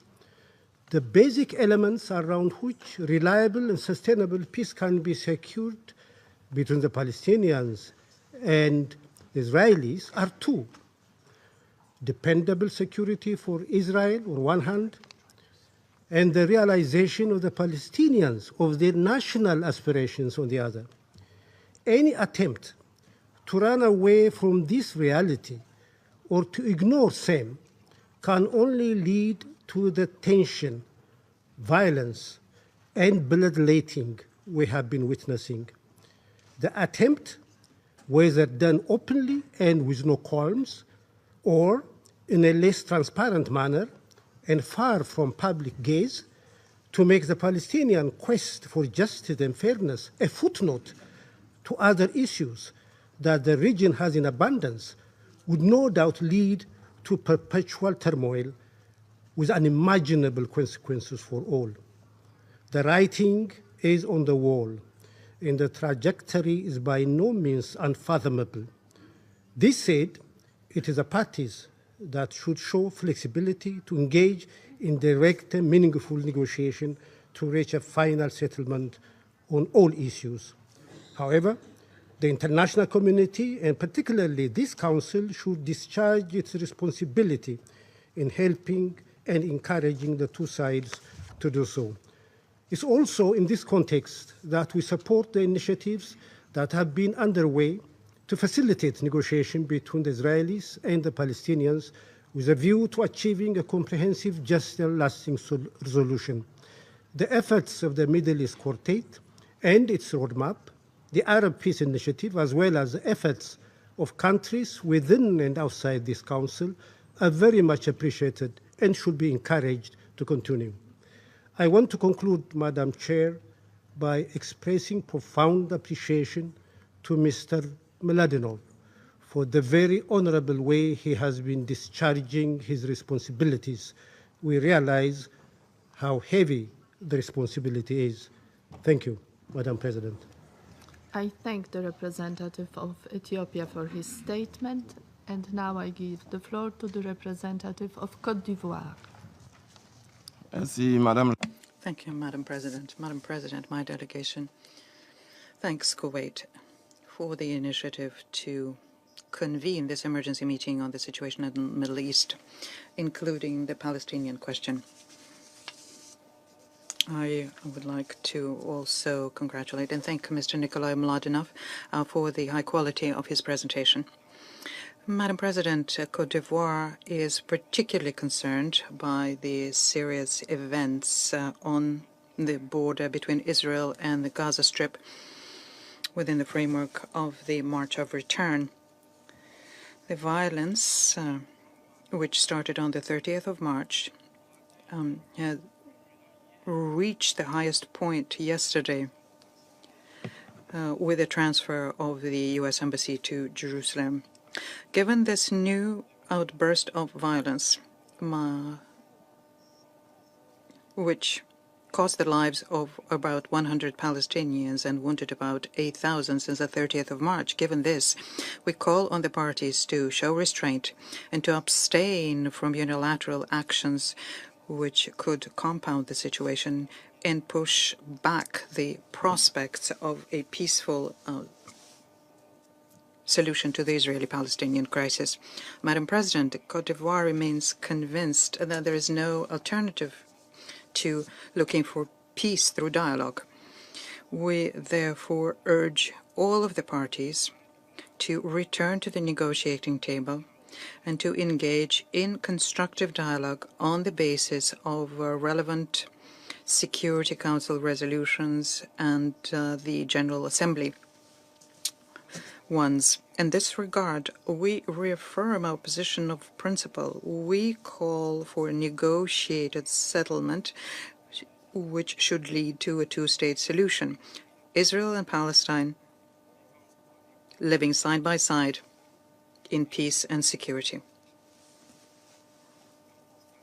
As regards the final status of the city of Jerusalem, here Cote d'Ivoire thinks that it needs to be come out of a concerted negotiation between the two parties, as is prescribed by the relevant resolution of the United Nations. We therefore call for a resumption without delay of talks between the Israelis and the Palestinians, so as put an end to the political impasse in which the peace process currently finds itself. Madam President, to conclude, my delegation endorses without reservation the goal of comprehensive and lasting peace in the Middle East, and would like to reiterate that we are available to work together with all of the members of the Council in order to find a peaceful outcome to the Israeli-Palestinian crisis. I thank you. I thank the representative of Cote d'Ivoire for his statement, and now I give the floor to the representative of Netherlands. Thank you very much, Madam President. I join others in thanking Nikolai Mladenov for his sobering briefing. We deplore the loss of lives and the number of people wounded, as he described. Madam President, as I said last month in this Council, we cannot afford to put the peace process on the back burner. The gap between both sides is deepening fast, as illustrated by yesterday's events. These events underline that the current trajectory leads to the loss of lives, confrontation, and despair. And it results in growing divisions between Israelis and Palestinians. Madam President, I will focus on 3 points. First, the demonstrations in Gaza. Secondly, the issue of Jerusalem. And thirdly, the importance of the peace process and the role of this Council. Madam President, my first point, the demonstrations in Gaza. We are alarmed by the new levels of violence. And as Mr. Mladenov said, 59 people killed, more than 2,600 people wounded, out of which 770 by live ammunition. This is the highest number of people killed in Gaza in one day since the conflict of 2014. The numbers suggest that almost 1 in 40 people was hit by live ammunition, and that 1 in 16 people was wounded by live ammunition. This raises serious questions regarding the proportionality of the Israeli response. We are particularly worried by the killing of children and minors and the high number of health workers hurt. It underlines again the need for restraint and the need for an independent, transparent and prompt investigation into all incidents that led to the casualties. We take note of the fact-finding assessment mechanism established by the Israel Defense Forces to review IDF actions and specific incidents that have taken place on the Israeli-Gaza border since March 30th, 2018. While recognizing Israel's legitimate security concerns, we repeat our call upon Israel to ensure that its responses are necessary and proportionate at all times, in line with Israel's obligations under international law. The use of live ammunition should be a measure of last resort only, as stated in the basic principles on the use of force and firearms by law enforcement officials.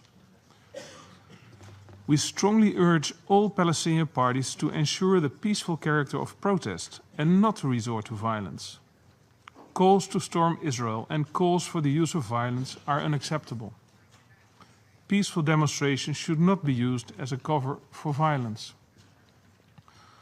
The demolition of the Palestinian side of the Karem Abu Salem crossing only harms the Palestinian interests. We call upon the de facto authorities in Gaza to ensure the safety of this crossing. It is the only crossing for the entry and exit of food and medical supplies and other goods, and should be protected. We call upon the Palestinian Authority and upon the de facto authorities in Gaza to repair the damage as soon as possible. We welcome Israel's decision to resume and ensure the normal functioning of the crossing today, despite the challenging environment. These developments show that a structural solution for Gaza is needed now, more than ever. And at the same time, the humanitarian crisis in Gaza has to be addressed. And we would like to ask Mr. Mladenov to present his ideas and proposal on what can be done in this regard.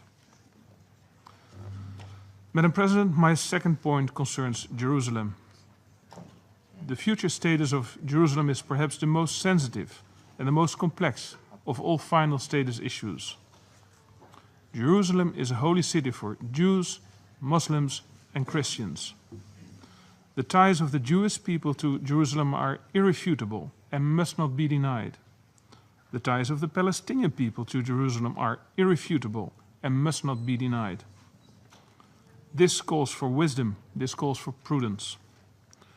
Unilateral steps regarding the future status of Jerusalem are not only unwise and counterproductive, they are, above all, contradicting international law. But they cannot be used as an excuse for violence. Madam President, we will continue to respect the international consensus on Jerusalem as embodied in, inter alia, UN Security Council Resolution 478, including on the location of diplomatic representations, until the final status of Jerusalem is resolved through negotiations. Madam President, my third point concerns the peace process and what this Council can and should do. Looking at the whole picture, first of all, it is de-escalation that we need in the current situation. This pertains to Jerusalem, to Gaza, and also to Israeli-Palestinian relations at large. All parties should focus on diffusing tensions and enable efforts towards a better future for the region. While wisdom and courage is needed to go back to negotiations for a political solution, both sides are taking steps that are incompatible with Resolution 2334. The speech Palestinian President Mahmoud Abbas delivered on the 30th of April contained unacceptable remarks concerning the origins of the Holocaust and Israel's legitimacy. Such rhetoric will only play into the hands of those who do not want a two-state solution. Israeli political leaders who advocate for annexations of parts of the West Bank only play into the hands of those who do not want a two-state solution. So we call upon both sides to take steps that create mutual trust and that contribute to the preservation of the possibility of the two-state solution. The current tension should not be used as an argument against action. On the contrary, they demonstrate the urgency of more resolute action now. Only a two-state solution will realistically allow both sides to fulfill their aspirations, to put an end to the conflict, and to achieve the just and lasting peace that Israelis and Palestinians long for and that they deserve. We call upon the members of the Quartet to convene to address the negative spiral. The situation in Gaza worsens with each passing week, and therefore we believe that a united reaction by this Council is urgently needed to help de-escalate the situation. In conclusion, Madam President, we are willing to engage with the other Council members to formulate an appropriate public expression that addresses the recent events and that addresses all unhelpful steps by both sides. We are convinced that this can be done in a balanced manner. This will enable this Council to contribute to de-escalation of the current situation. Thank you, Madam President. I thank the representative of Netherlands for his statement, and now I give the floor to the representative of Russian Federation. Thank you, Madam President. I'd like to start by expressing condolences to the families of the killed Palestinians in the Gaza Strip and wish a speedy recovery to the wounded. We mourn together with the Palestinian people. We would like to thank the Special Coordinator, Nikolai Mladenov, for the substantive report. Moscow is deeply concerned by the escalation of tension in the occupied Palestinian territories. It reached a dangerous level against the background of the ceremony which symbolized the beginning of the transfer of the American embassy from Tel Aviv. This also coincided with the momentous date for all Palestinians, the day of catastrophe, or Nakba. The number of victims is something that is a cause of serious concern, and we share all the feelings expressed by Security Council colleagues about that. The Security Council resolution state unequivocally that the resolution of all of the issues related to the definitive settlement of the Israeli-Palestinian situation can only be done exclusively through a direct dialogue between the leadership of Israel and Palestine. We think that this also applies to Jerusalem, the city which needs to be open for the representatives of all three monotheistic religions. The unilateral actions in order to review the agreements which were enshrined in the decision passed by the international community have become worryingly frequent. It is obvious for us that they cannot help with the attaining of just and lasting peace. And when it comes to the Middle East settlement, they cannot implement the national aspirations of the Palestinians or ensure the security of Israel. Unfortunately, those who undertake them do not demonstrate their readiness to see reason and stop, but they try to provoke new states, and this increases the risk of their involvement of the destructive Middle East conflict. We reaffirm the right for peaceful protest, and we firmly condemn the indiscriminate use of force against civilians. We call on sides to refrain from steps which could further worsen the situation. These events have shown yet once again that within the political vacuum, which has been in existence for about 4 years, the appeals to have decisions by force or change the earlier agreements are becoming increasingly high impact and destructive. But they have a very specific price, and the price is expressed in human lives, in tears, in broken lives, and dashed hopes. But irresponsible politicians are not stopped by that. As a result, we end up with a vicious circle when violence follows violence.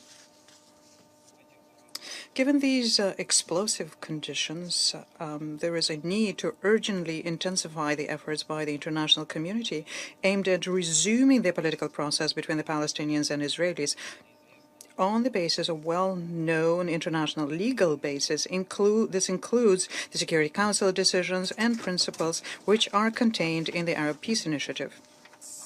And the outcome of this should be the implementation of the two-state formula and creating an independent and sovereign Palestinian state with a capital in East Jerusalem. We, on our part, will continue to consistently facilitate the two-state solution approved by the international community for the Israeli-Palestinian settlement. We have offered our mediation offices more than once. We have offered to host a summit between the leaders of Palestine and Israel in order to launch a direct dialogue. And this offer of ours remains in force. The vacuum in constructive international efforts, as was shown by recent events, is very dangerous. We think in particular that it is timely to reactivate the work of the Middle East Quartet of international mediators, which remains, no matter what anyone says, a universal, unique mediation format, which is enshrined in Security Council resolutions. We also welcome and support the involvement in the Middle East settlement of constructively minded regional players, in particular Egypt. We underscore the importance of work which is being carried out by the UN and specialized agencies at the occupied Palestinian territories and in refugee camps. It is irreplaceable for the hundreds of thousands of Palestinians. The support that is they receive from the UN Relief and Works Agency for Palestinian Refugees in the Near East. To sum up, I would like to point out the following. Despite the ambitious plans of some international players and their grandiose projects, recently the world, including the region of the Middle East, has not become safer.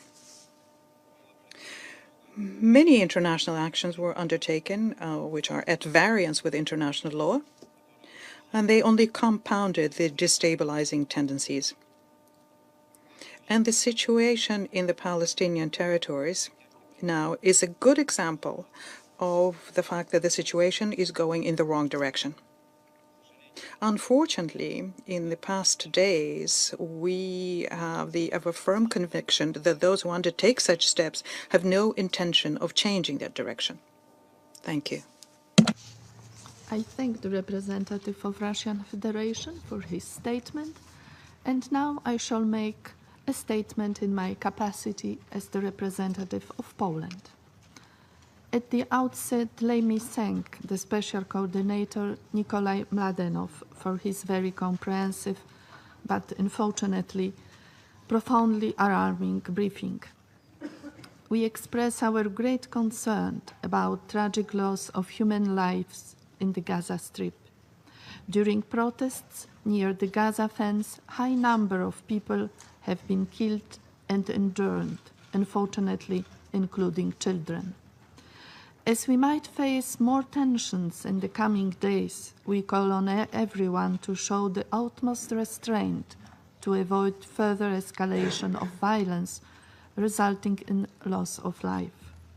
We condemn all acts of terrorism as well as incitement to violence, and we expect all to ensure that civilians, and particularly children, are not put in any danger.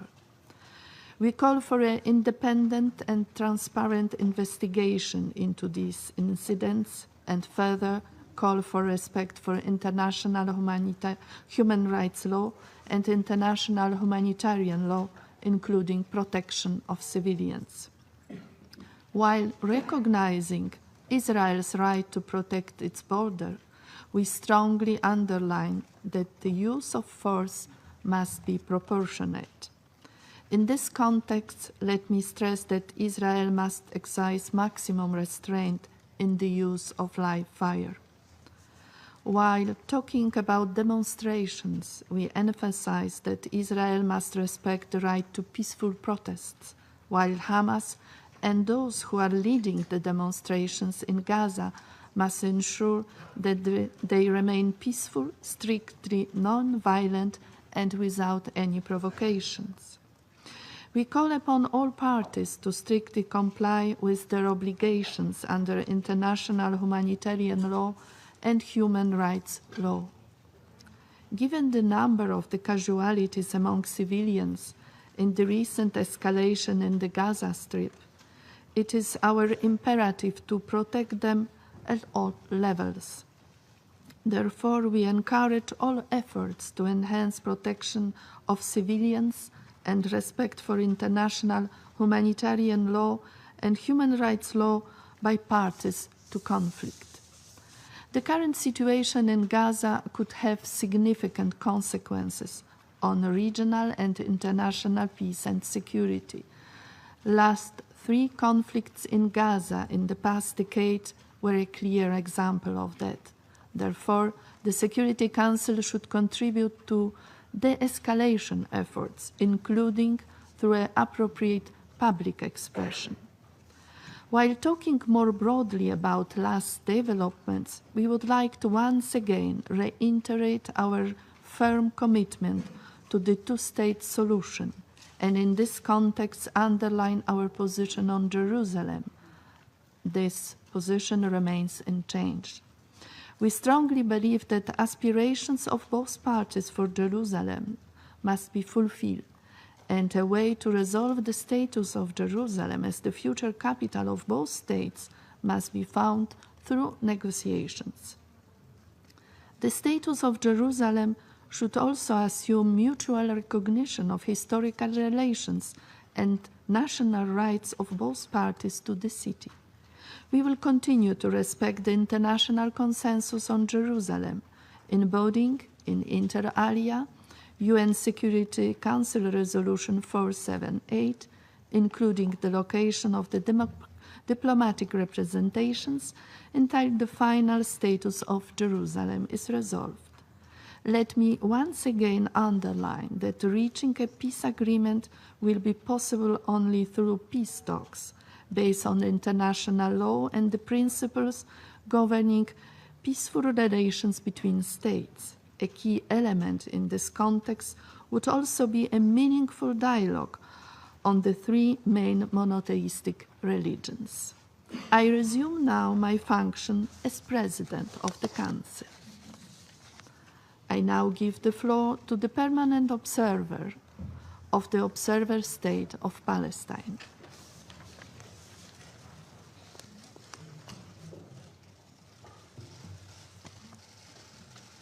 Thank you, Madam President. السيدة الرئيسة بداية Madam President, first of all, I would like to thank Poland in its capacity as President of the Security Council for the holding of this important emergency session. We also would like to express our thanks for the sympathies and the condolences expressed by all members of the Security Council during the minute of silence in honor of our martyrs. We thank the members of the Council for having felt the urgent need to discuss the serious, deteriorating situation in occupied Palestinian territory, in particular in the Gaza Strip, because of the heinous, deliberate crimes created by Israel against unarmed Palestinian civilians. We also share our deep gratitude towards Kuwait because of the efforts it is making as the only Arab member of the Security Council. We would also like to thank Mr. Mladenov for his briefing. Madam President, we meet today at a sad, painful moment for the Palestinian people with great sorrow and bitterness. We express our most sincere condolences to the families of the martyrs. May they rest in peace. We also wish a prompt recovery to all those injured because of the brutal Israeli attack on the Palestinian people who expressed their resistance in the besieged Gaza Strip on the eve of the sacred month of Ramadan. We condemn in the most emphatic terms the odious massacre committed by Israel in the Gaza Strip. We call for a halt to the military aggression against our people immediately, and we call for a transparent, independent international inquiry to be conducted. The occupation is the main source of violence in our region. Any attempt to falsify this by some does not match reality. To those who have a different rhetoric and agendas, we ask, why have you so often blocked a transparent, independent international inquiry? We say this in this Council.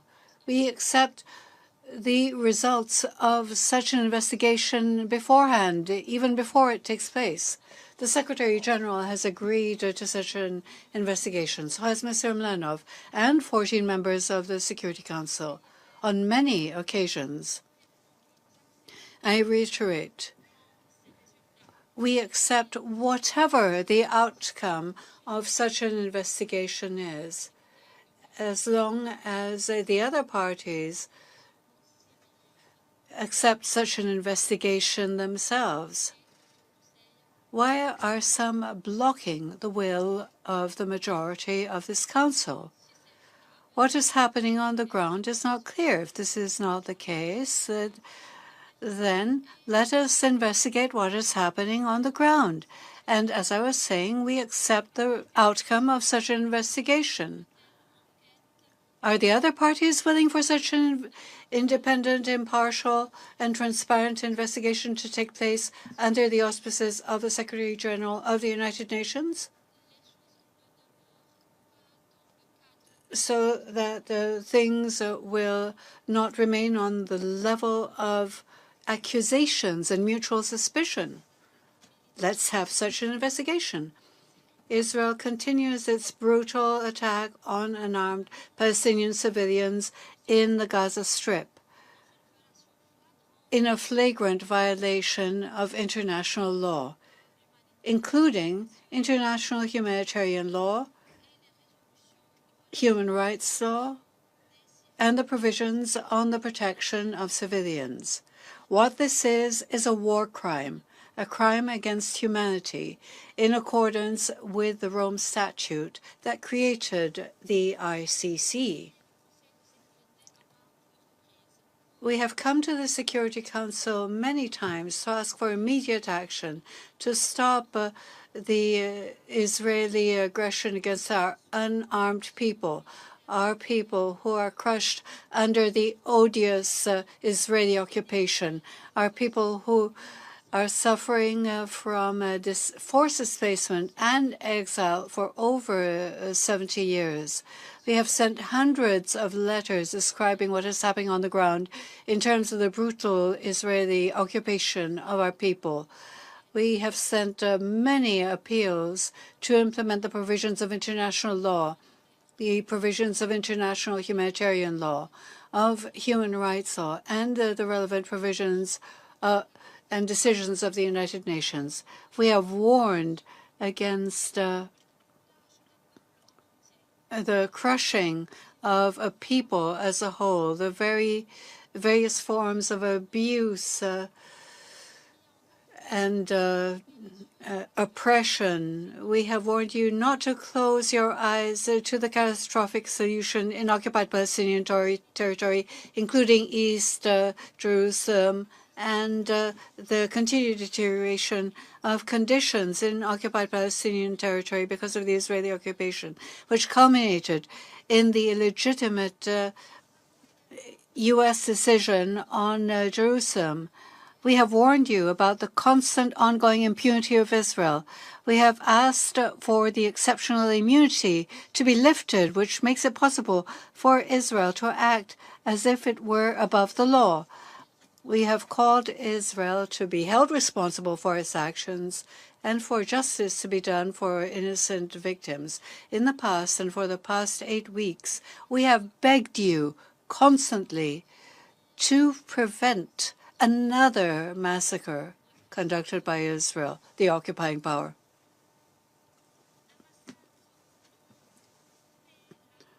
A massacre, the heavy burden of which is borne by our occupied Palestinian people, our young people, our men, our women, our older people, without any discrimination, in the most deliberate fashion. What was the response to all of these calls? Is it possible that you did not hear these calls? Is it possible that the Council did not take all these warnings seriously? Is it possible for us that a single member of this Council prevents it from responding to its most elementary responsibilities by blocking 3 attempts of press statements, which only ask for one thing: a transparent and impartial investigation to find out what is happening on the ground? Where is there this disregard for the lives of innocent Palestinians? How many Palestinians have to die before you take action? And I'm asking this question in your own countries.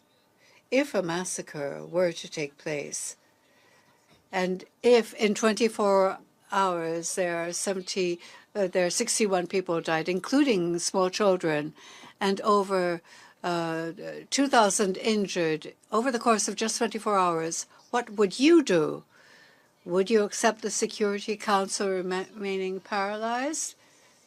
Would you accept it's doing nothing faced with these crimes committed by an occupying power, a cowardly power, a power that hides kilometers away from the inhabitants of Gaza, targeting them with airstrikes, with rocket strikes, and other heinous acts? They are the occupiers. They're armed. They target unarmed people in Gaza. Would you accept that on your own territory? Would you accept the Security Council remaining silent, faced with a massacre perpetrated over 24 hours? رغم من امتلاك العالم لآليات الإنذار The world has mechanisms, early warning mechanisms. There are means to mediate. There are means to resolve conflicts. There are even accountability mechanisms. But despite all of this, in the case of Palestine, nothing was applied. You can see what is happening right now on the ground. Why did all of these Palestinians have to die? Why are they not enjoying life this morning with their families? Did they deserve to die? Did these children deserve to die? Did they deserve to be taken away from their parents? The international community indeed passed laws and encouraged the protection of the rights of every human being. Why are Palestinians exceptions? Why? Why should we be the exception? Why do these massacres happen with the Security Council doing nothing? Why are we the exception? Why are you paralyzed? Throughout the last 6 weeks, we have been targeted. You have been paralyzed. Why are we the exception? When are you going to act? How long are you going to follow this double standard? Especially when it comes to those who want to teach us a lesson. Why do they have a double standard when they want to exercise rule over this council? It is so unfortunate that we have to ask this again and again. Israel has historically tried to deprive us of our humanity, of our natural life, right to life, to justify its crimes, using its own security as a pretext, as if the occupying power has a right to enjoy security, whilst it denies the same right to the people being crushed by the occupation. They have the right to enjoy security, but we do not. Once again, we are the exception.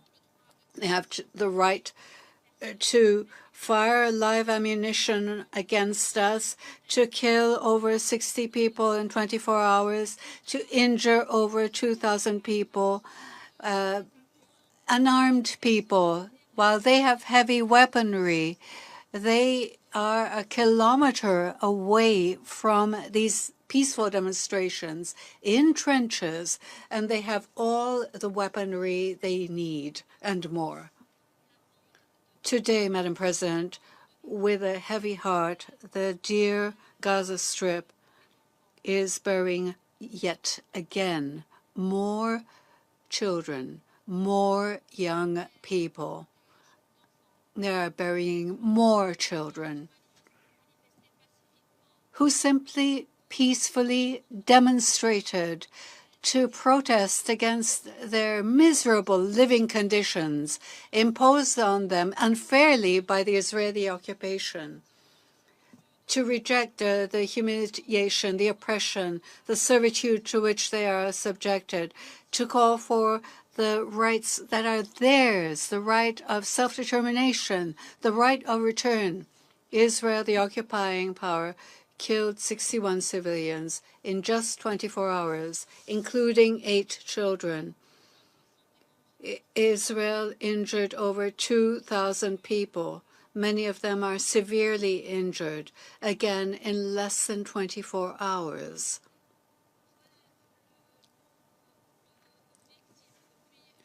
This raises the number of victims since the beginning of the Great March of Return to 110 martyrs, including no less than 12,000 civilian injured, including at least 150 children. Many of these victims have severe injuries because the Israeli occupying power barbarously used live ammunition. Israel deliberately used ammunition which is lethal or which causes the greatest possible physical injury to Palestinian civilians, leaving them with permanent disabilities. According to the reports of international organizations, many of these victims are severely injured. I call on you to hear these organizations. Invite them. Invite Médecins Sans Frontières and the other aid organizations. They can tell you what kind of weapons were used, which inflict lasting, lifelong physical disabilities on the victims. Their limbs have been amputated. These are barbarous operations. All they show is the inhumanity of the Israeli army against civilians. That's the real definition of terrorism. Any country in the world facing a similar situation to our own would have created the greatest sympathy. We do not accept being the exception. We are the Palestinian people. Madam President, the cruelest penalties have been inflicted on us because Israel is aware that our children are our greatest good. We live for our children. They are our future, the future that we wish for from the depths of our hearts. Madam President, civilians have the right to peacefully assemble and demonstrate. This is an enshrined right. Everybody has that right. The insinuations that Palestinians themselves are responsibility for their have the responsibility for their deaths because they are protesting against the occupation are racist, provocative insinuations. The participation of families in demonstrations is proudly used in other countries as proof of a vibrant democracy and a practice of the guaranteed right to peaceful demonstration and the right to speak. 1 million people demonstrated against the attacks in schools, the use of guns in schools, peacefully. But when the same thing happens in occupied Palestinian territory, in occupied Gaza, we're told that we're using human shields. We reject this racist discourse that turns us into excluded victims of humanity.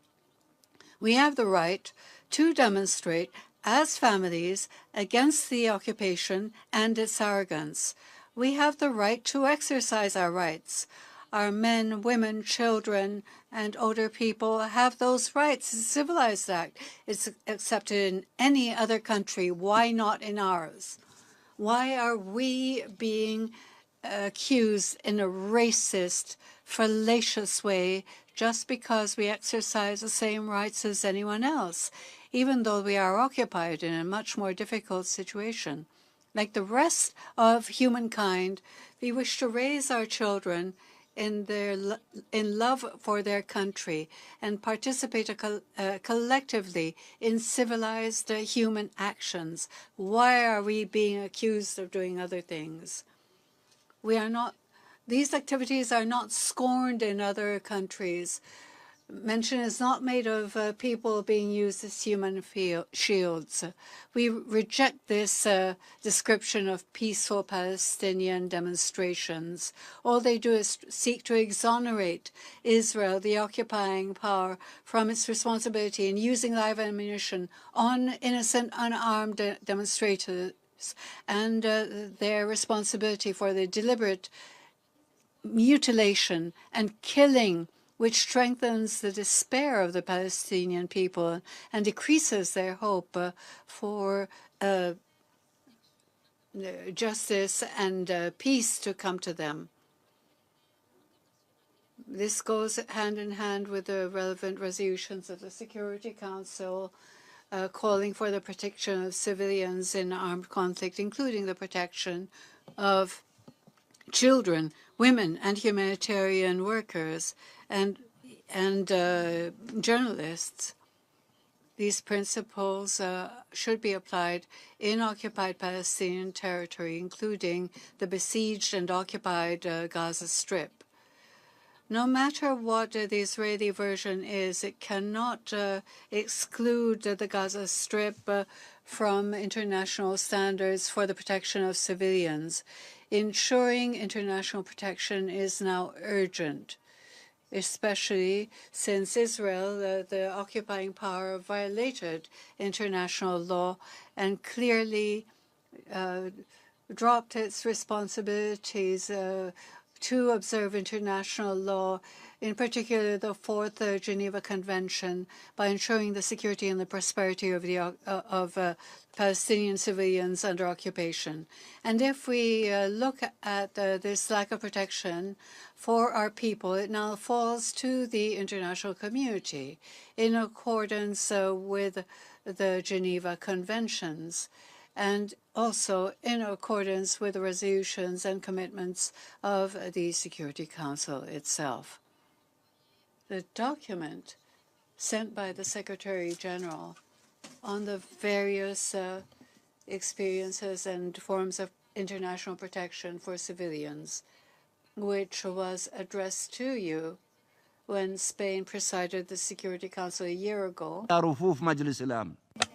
should not become simply words on paper. You should consider this document and consider it in depth.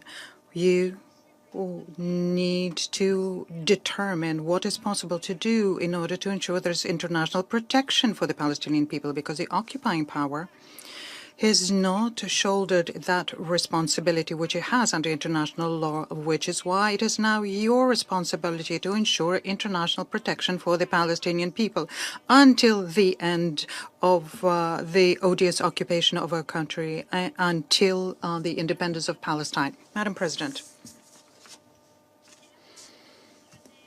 I need to mention the provocative and illegitimate decision made by the U.S. administration about Jerusalem. It's at variance with international consensus, and it violates the relevant resolution of Security Council 478 and 2334. They chose to plump for Israel, which exacerbated the trends and which led to this.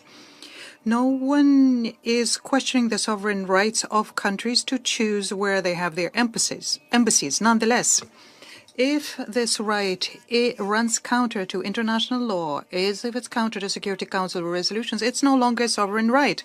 No country has the right to imperil our territory and to place an embassy in territory under occupation. You all aware of the situation in Jerusalem since Resolution 180, which determined the particular status of Jerusalem, as well as all other resolutions on this by Security Council 478 and 2334, and the agreements we have between us and the occupying power.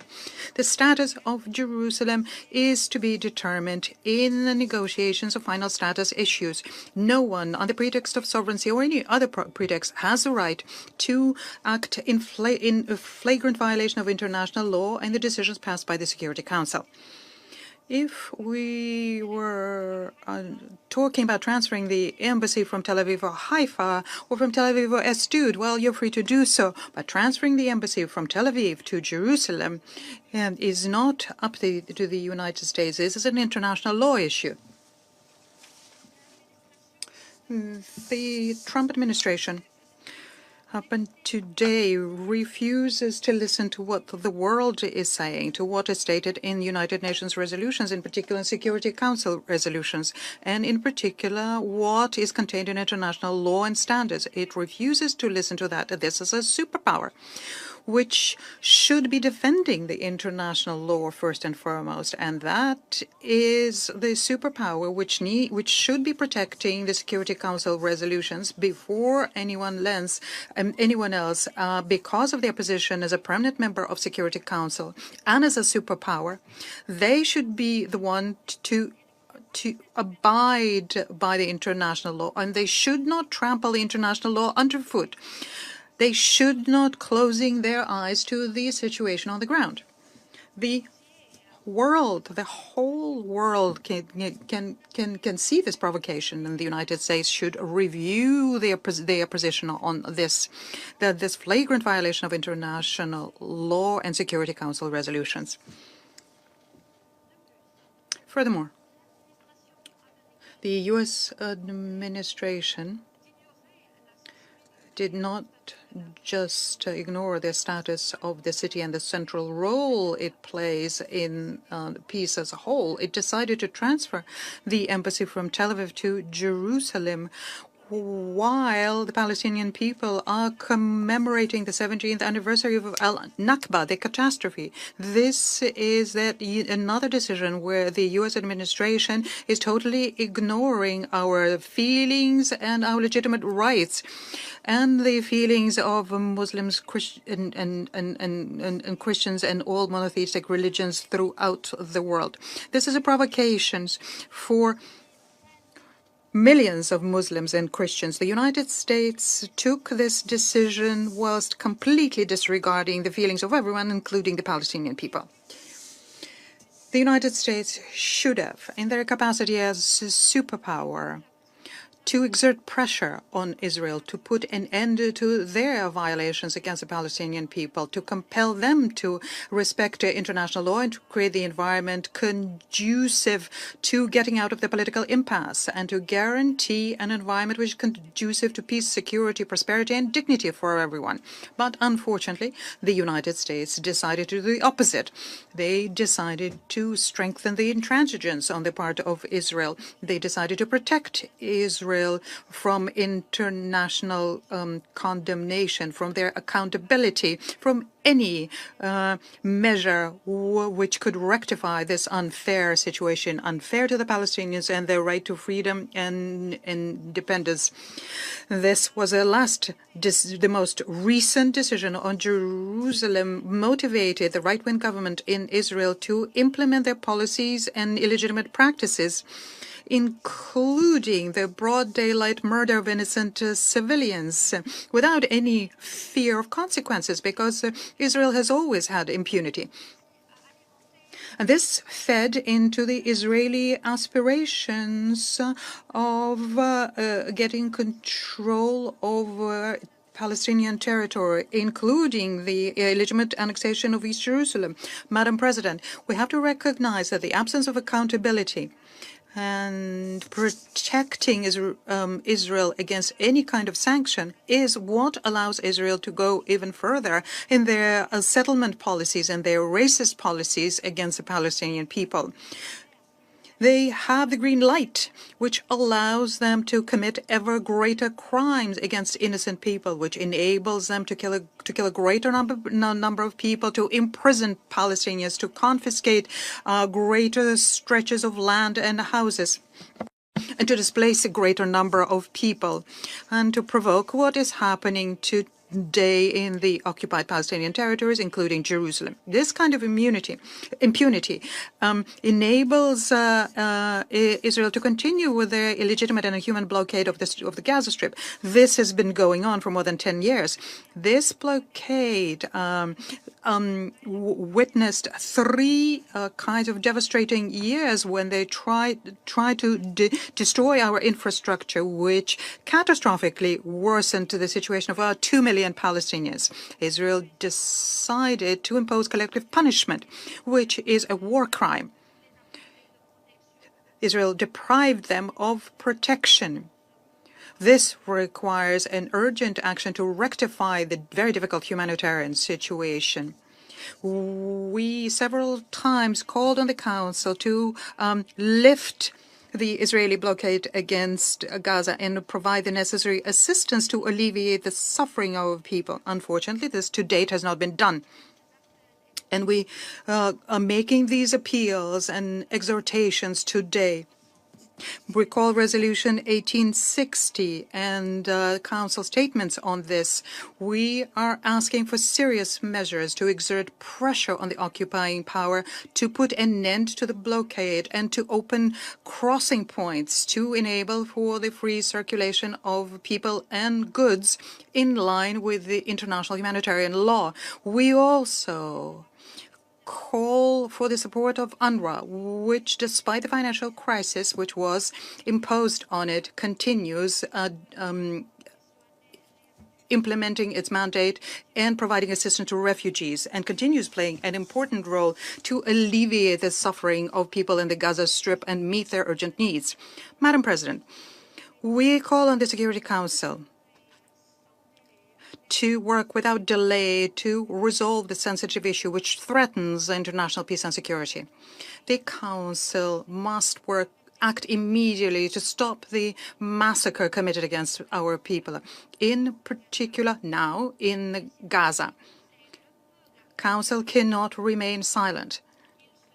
The Council must demand that its resolutions be respected. We call upon all countries to work on this together and individually in order to support the international law. And this should include condemning the illegitimate and brutal attitude of Israel towards the Palestinian people under occupation. We shouldn't recognize the settlement of Israel in our territories, including East Jerusalem, and undertake measures in order to ensure there is accountability and justice. Further, we need to act urgently in order to save the lives of innocent civilians and prevent the deterioration of the situation, and save any possibility, however minimal, to have just peace. And that's why international protection needs to be extended to the Palestinian people in line with international humanitarian law. 70 years after Nakba, the catastrophe, injustice, and a shock, the Palestinian people continue to believe, together with others in the world, together with all of you, that the international law is the way to justice, given this is the surest way towards peace. States should translate their words into action. It's time for immediate action, serious actions to make sure the primacy of international law and to resume efforts to put an end to Israeli occupation, have just and lasting peace, to make sure that Palestinian people can live in dignity and in peace. They can have their inalienable rights, exercise them, including the right to self-determination and to freedom in an independent Palestinian state, and have the right of return. Our people have waited for a long time. We have suffered for a long time. We can no longer wait for an end to this grave injustice. Please do not disappoint our hopes and our aspirations. I thank you, Madam President.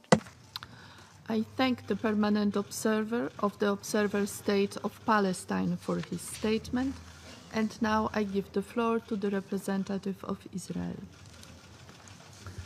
Thank you, Madam President. I will begin today by sharing the facts. For the past months, Israel has faced violent riots at the security fence with the Gaza Strip. These were not demonstrations. These were not protests.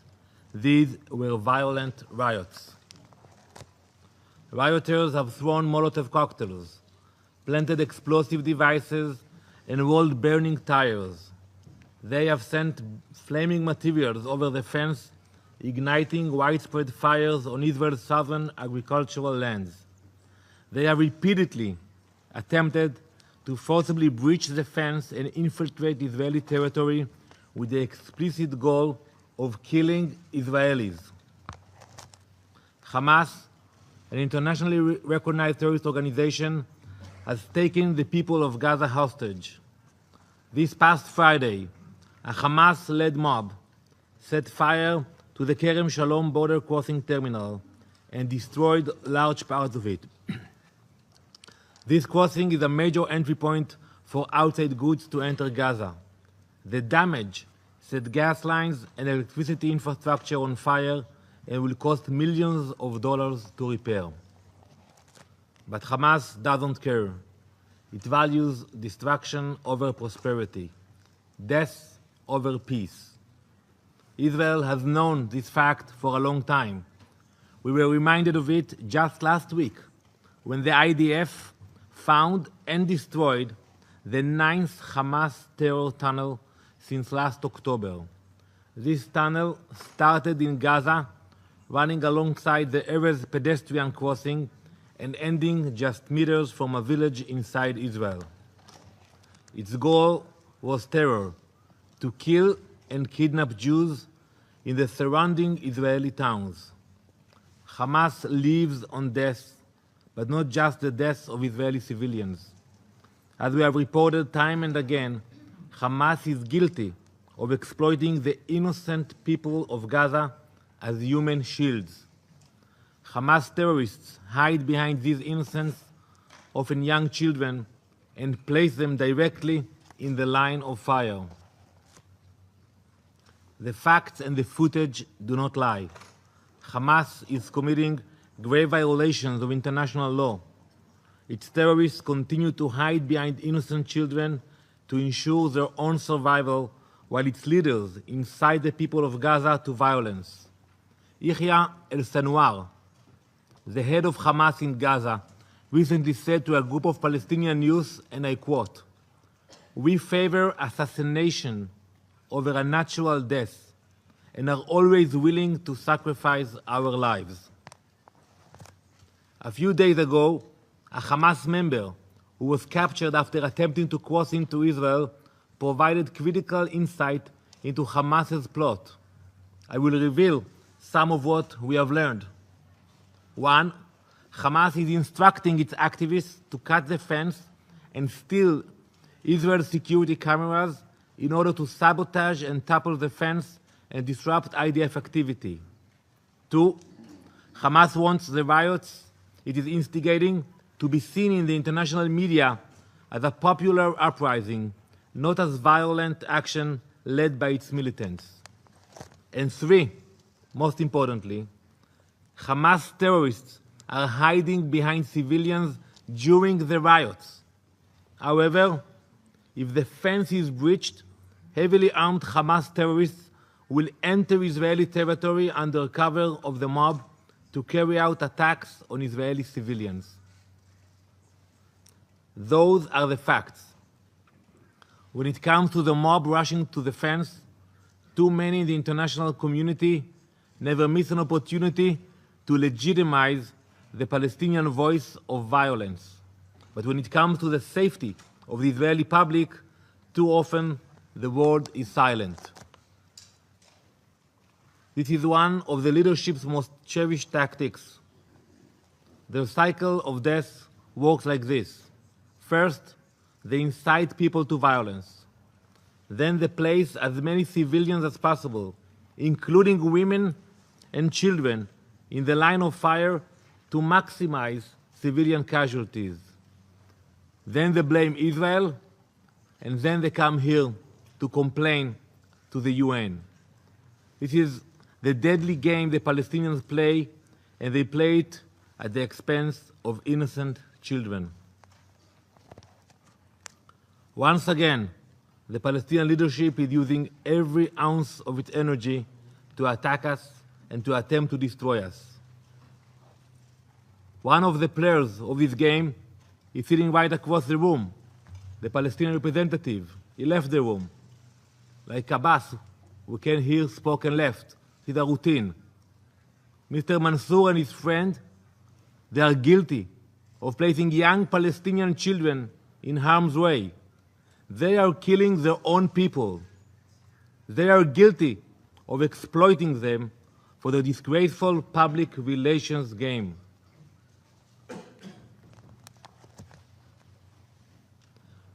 We predicted this situation many months ago because the Palestinians always employ the same strategy of manipulation. Every time the Palestinians have an opportunity to change the course of history, to partner with us on the path of peace, they always choose violence. They never fail to miss that golden opportunity to build a better future for their children and for ours. But the Palestinian leaders are not the only participants in this scheme. Some in the international community are playing into their hands. They are falling into this trap, giving the Palestinians the attention they seek, and they are legitimizing Palestinian lies and violence. Israel has witnessed this pattern over and over again since our earliest days. Even in 1947, we watched the Palestinians miss their first opportunity. The United Nations proposed the creation of both a Jewish state and an Arab state in the land of Israel. The Jews were given just a portion of our historic homeland. Yet, we accepted it. We took it. But the Arabs said no. The Palestinians could not bear the thought of sharing what was our land to begin with, so they launched a war upon us. Israel ultimately won that battle, but Palestinian lies and violence did not relent, and too many in the international community let them get away with it. They falsely equated Zionism with racism. They saluted the Palestinian cause while Israelis were murdered, kidnapped, and forgotten. They sided with Palestinian killers, often with no questions asked. Fast forward to 2005, you forgot about it. Israel disengaged from Gaza. We left completely. No Jewish community. You call it settlement, occupation. We took out the entire Jewish community out of Gaza. Even the people who buried in Gaza, we took them out. No IDF, no checkpoints, no civilians, nothing. We left. Prime Minister Sharon decided to try. We left Gaza in 2005. Gaza could have become a Palestinian success story, maybe the Singapore of the Middle East. It had the potential, but Gaza could not reach its potential because Hamas took over in 2006. Instead of investing in education, infrastructure, and the economy, Hamas lives and breathes death and destruction. Hamas spends all of its energy and resources terrorizing Israel and exploits the population of Gaza to meet that end. Madam President, let me be very clear today. When the Palestinians say days of rage, they mean days of terrorism. When the Palestinians say right of return, they mean destruction of Israel. And when the Palestinians say peaceful protest, they mean incitement and violence. The common denominator throughout our history has been the following. The international community, with a few brave exceptions, does nothing to stop the Palestinians from trying to terrorize Israel on the world stage, but the fact is that whoever supports the Palestinian ploy becomes a player in the cycle of death.